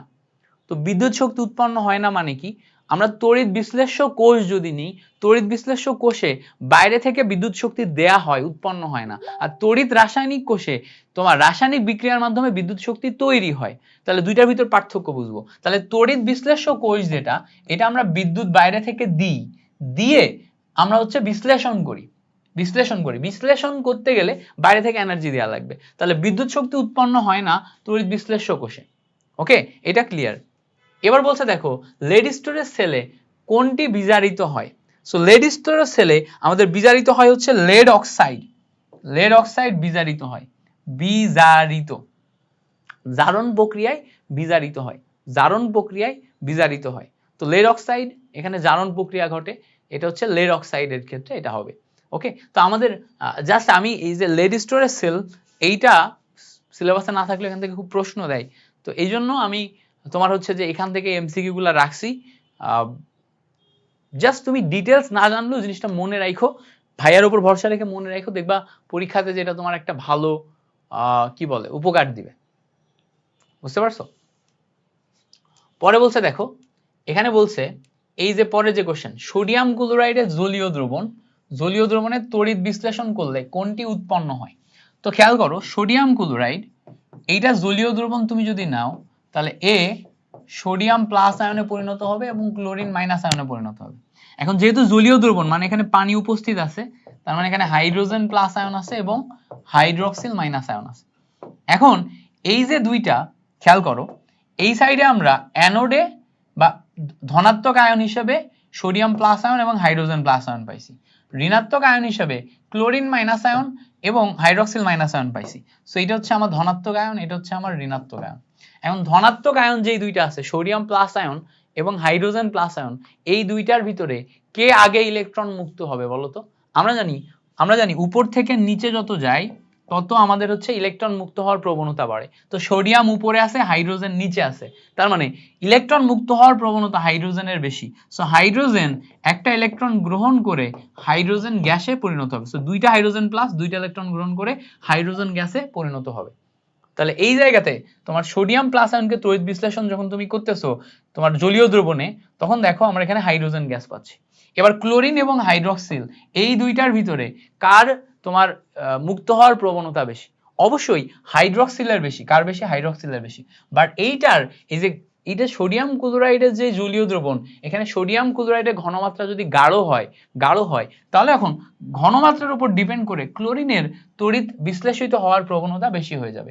তো তখন এই ক্লোরিন কি করবে তার এই যে একটা ইলেকট্রন এই একটা ইলেকট্রন সে ছেড়ে দিয়ে কি করবে, সে এখন ক্লোরিন গ্যাসে রূপান্তর হবে, একটা ইলেকট্রন ছেড়ে দিয়ে ক্লোরিন গ্যাসে রূপান্তর হবে। তাহলে এখান থেকে আমরা একটা জিনিস বুঝতে পারছি যে এই সোডিয়াম ক্লোরাইডকে যখন আমরা বিশ্লেষণ করতেছি, এখান থেকে হাইড্রোজেন গ্যাস, এখান থেকে ক্লোরিন গ্যাস বের হয়ে যাচ্ছে। তাহলে এই সোডিয়াম প্লাস আর এই হাইড্রক্সিল মাইনাস এটা এখনো দ্রবণের ভিতর উপস্থিত আছে। তো এই দুইটা মিলে তোমার তৈরি করছে সোডিয়াম হাইড্রক্সাইড। তাহলে এই জায়গা থেকে আমি বিশ্লেষণ করে কি কি পাচ্ছি, আমি এখান থেকে হাইড্রোজেন গ্যাস পাচ্ছি, ক্লোরিন গ্যাস পাচ্ছি, সোডিয়াম হাইড্রক্সাইড পাচ্ছি, তিনটা জিনিস পাচ্ছি। তো তিনটা জিনিস পাইলে দেখো এইটা পাওয়া যায়, এইটা পাওয়া যায়, এইটা পাওয়া যায়, পাওয়া যায় না হচ্ছে শুধুমাত্র এ নাম্বারটা, পাওয়া যায় না কোনটা, এ নাম্বারটা। সো ক্লিয়ার কিনা, এইভাবে আমার জিনিসটা ক্লিয়ার করে রাখতে হবে, মাথায় রাখতে হবে যে পাওয়া যায় না কোনটা, পাওয়া যায় না হচ্ছে এ নাম্বারটা। ওকে, এ পর্যন্ত ক্লিয়ার তো? আচ্ছা, তাহলে আমরা এটা কিভাবে মাথায় রাখলাম, আমরা প্রথমে সোডিয়াম ক্লোরাইডকে প্লাস মাইনাসে রূপান্তর করে নিলাম, পানিকে প্লাস মাইনাসে রূপান্তর করে নিলাম। এই দুইটার ভিতরে প্রবণতা বেশি কার, হাইড্রোজেনের। এই দুইটার ভিতরে ওএইচ এর প্রবণতা বেশি, কিন্তু ক্লোরিনের ঘনমাত্রা বেশি হওয়ার কারণে ক্লোরিনের আগে যাবে, ক্লোরিন তোমার ইলেকট্রন আগে মুক্ত করবে। তাহলে এইটার মুক্ত করলো আর এটার মুক্ত করলো, এটা থেকে হাইড্রোজেন, এটা থেকে ক্লোরিন, এরা আড়াআড়ি যুক্ত হয়ে আমার হাইড্রোক্সিল, সোডিয়াম হাইড্রোক্সাইড। ওকে, আশা করি এই ব্যাপারটা আমাদের ক্লিয়ার হয়েছে। পরে বলছে দেখো নিচের কোনটি সবল তড়িৎ বিশ্লেষ্য, একদম শিওর শর্ট ইজি একটা কোশ্চেন।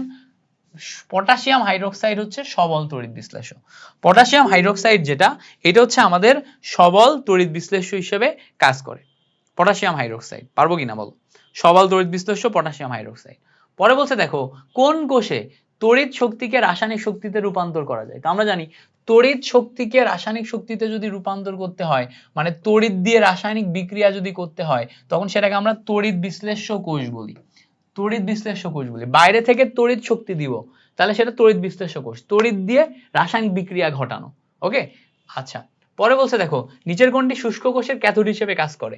তো শুষ্ক কোষ বা ড্রাই সেলে ক্যাথোডের সি, কার্বনের সি, আমরা এটা মাথায় রাখছি না, তাহলে কার্বন দণ্ড মাথায় রাখছিলাম, ক্যাথোডের সি, কার্বনের সি, তাহলে ড্রাই সেলে ক্যাথোড হিসেবে কার্বন দণ্ড কাজ করে।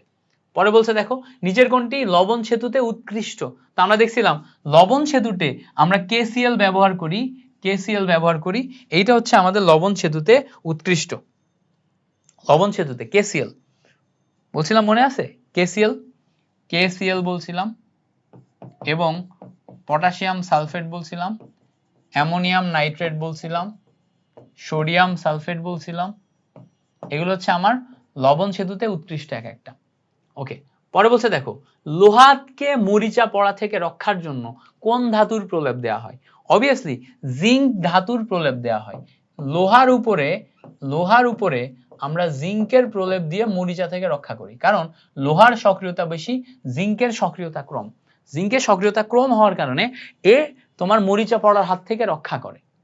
ওকে, সো লোহার উপরে কিসের প্রলেপ দেওয়া হয়, জিঙ্কের প্রলেপ দেওয়া হয়, মাথায় থাকে জানো, মরিচা পড়া থেকে রক্ষা করার জন্য লোহার উপরে জিঙ্কের প্রলেপ দেওয়া হয়। পরে আসো ধাতু ক্ষয়প্রাপ্ত হয় কোন ধরনের বিক্রিয়া দ্বারা। তো ধাতু ক্ষয়প্রাপ্ত হয় জারণ বিজারণ বিক্রিয়া দ্বারা। জারণ বিজারণ বিক্রিয়াতে ধাতু ক্ষয়প্রাপ্ত হয় কিভাবে, ধরো আমাদের এখানে জিঙ্ক আছে, জিঙ্ক দুইটা ইলেকট্রন ছেড়ে দিয়ে জিঙ্ক 2+ এ পরিণত হলো।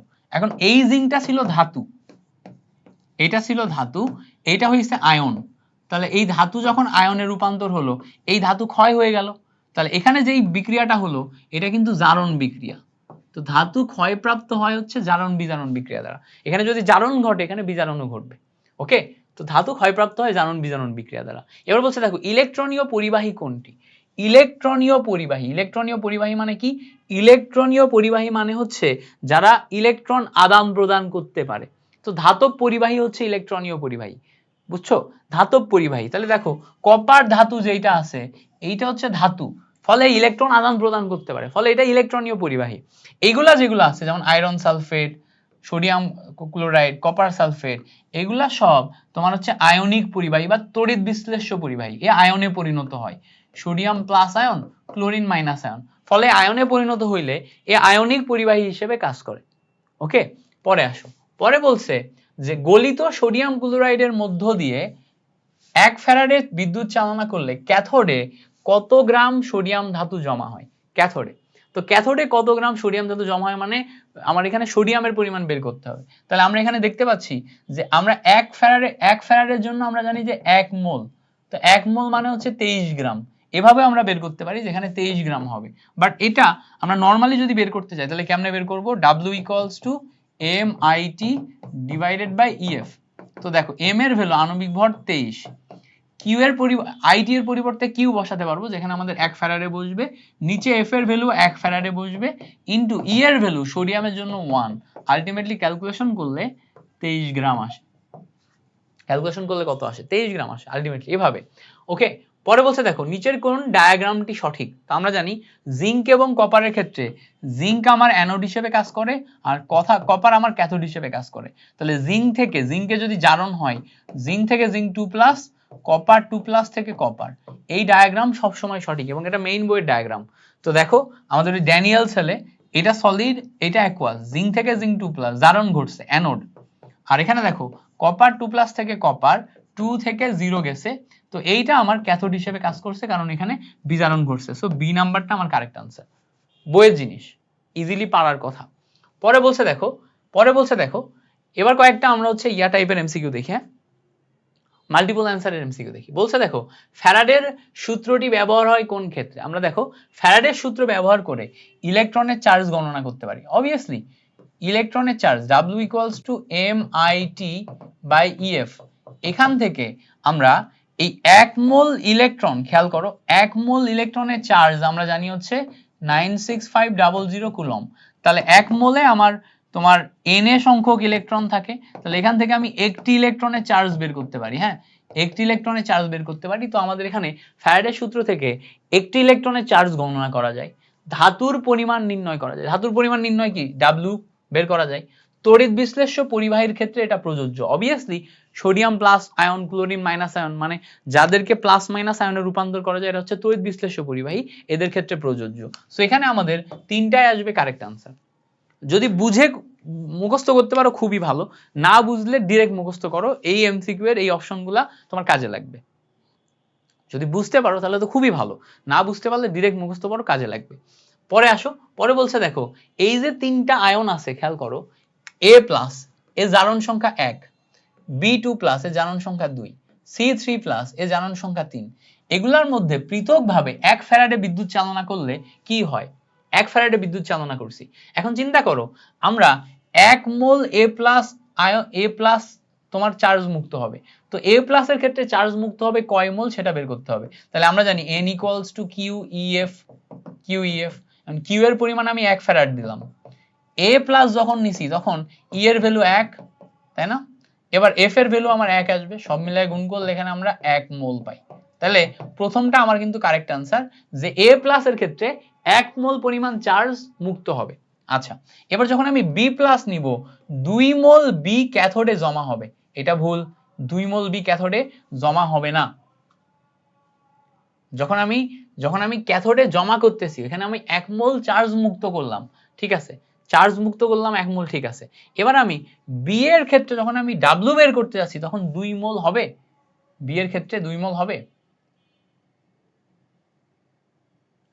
ক্যাথোডে জমা কতটুকু হয় দেখি, আবারও আমরা N ইকুয়ালস টু QEF করব, এখানে আমরা 1 মোল বসাবো, E এর ভ্যালু 2 বসালাম, F এর ভ্যালু 1 ফ্যারাড, হ্যাঁ এখানে আমাদের 2 মোলই আসতেছে, 2 মোল আসতেছে।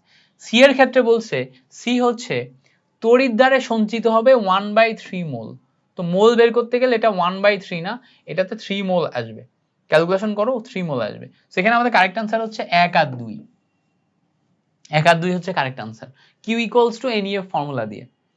3 নাম্বারটার ক্ষেত্রে মিলবে না, এই সেম ফর্মুলায় 3 নাম্বার করো দেখবা মিলবে না, 3 মোল আসার কথা 3 মোল আসতেছে না। ওকে, পরে আসো, পরে বলছে যে তড়িৎ রাসায়নিক কোষে আমাদের কি ঘটে? তড়িৎ রাসায়নিক কোষে আমরা রাসায়নিক শক্তিতে তড়িৎ শক্তিতে রূপান্তর করি, রাসায়নিক শক্তিকে তড়িৎ শক্তিতে রূপান্তর করি। ওকে, এবার এছাড়া রাসায়নিক শক্তিতে তড়িৎ শক্তিতে রূপান্তর করা ছাড়া তড়িৎ রাসায়নিক কোষে আমরা জানি অ্যানোডে আমাদের জারণ ঘটে, অ্যানোডে কি হয়? জারণ ঘটে, আর ক্যাথোডে আমাদের বিজারণ ঘটে, ক্যাথোড বিজারণ। তো আমাদের যখন আমরা রাসায়নিক ইয়াতে যাই তখন দেখা যায় কি তড়িৎ রাসায়নিক কোষে অলরেডি আমাদের জারণ যদি ঘটাইতে হয় তো আমরা অ্যানোড ধরো অলরেডি প্লাস অবস্থায় আছে, ক্যাথোড মাইনাস অবস্থায় আছে, তো অ্যানোড আমাদের এখানে যেটা হয় প্লাস অবস্থায় থাকলে সেখানে জারণ সম্ভব হয়, ফলে অ্যানোড হয় আমাদের ধনাত্মক, বুঝতে পারছো? অ্যানোড থেকে মুক্ত ইলেকট্রন বর্তনীতে প্রবাহিত হয়, অ্যানোড থেকে মুক্ত ইলেকট্রন বর্তনীতে প্রবাহিত হয়, এইটা কারেক্ট আনসার। অ্যানোড আমাদের ঋণাত্মকই হয়, অ্যানোড থেকে মুক্ত ইলেকট্রন বর্তনীতে প্রবাহিত হয় মানে কি? মানে অ্যানোডে আমাদের জারণ ঘটার কথা, অ্যানোড থেকে মুক্ত ইলেকট্রন বর্তনীতে আমাদের প্রবাহিত হয়। ওকে,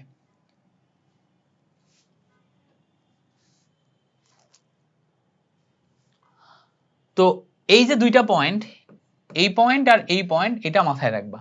ওকে, সো মোটামুটি এই এমসিকিউ গুলোর মাধ্যমে আমরা তড়িৎ রসায়নের যে গুরুত্বপূর্ণ এমসিকিউ এগুলা দেখে ফেলছি। এমসিকিউ গুলোর মাধ্যমে তড়িৎ রসায়নের গুরুত্বপূর্ণ এমসিকিউ দেখে ফেলছি।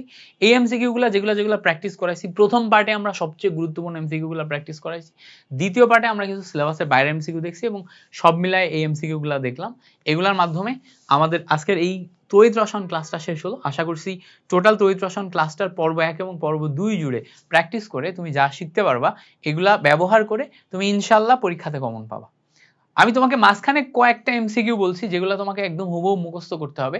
এই মুখস্থগুলো তোমাকে করতে হবে কেন? তুমি আমার উপর ভয়ের উপর ভরসা করে মুখস্থ করো, পরীক্ষার হলে যে যখন কমন আসবে তখন তুমি বইলো যে ভাইয়া আপনি বলছিলেন আর ওটাই চলে আসছে। সো পরবর্তী ক্লাসে তোমার সাথে দেখা হচ্ছে। তড়িৎ রসায়নের এইটুকুই আমাদের ক্লাস। ইনশাআল্লাহ পরবর্তী ক্লাসে আমরা আবার আরো অনেক কিছু শিখবো। আল্লাহ হাফেজ, আসসালামু আলাইকুম।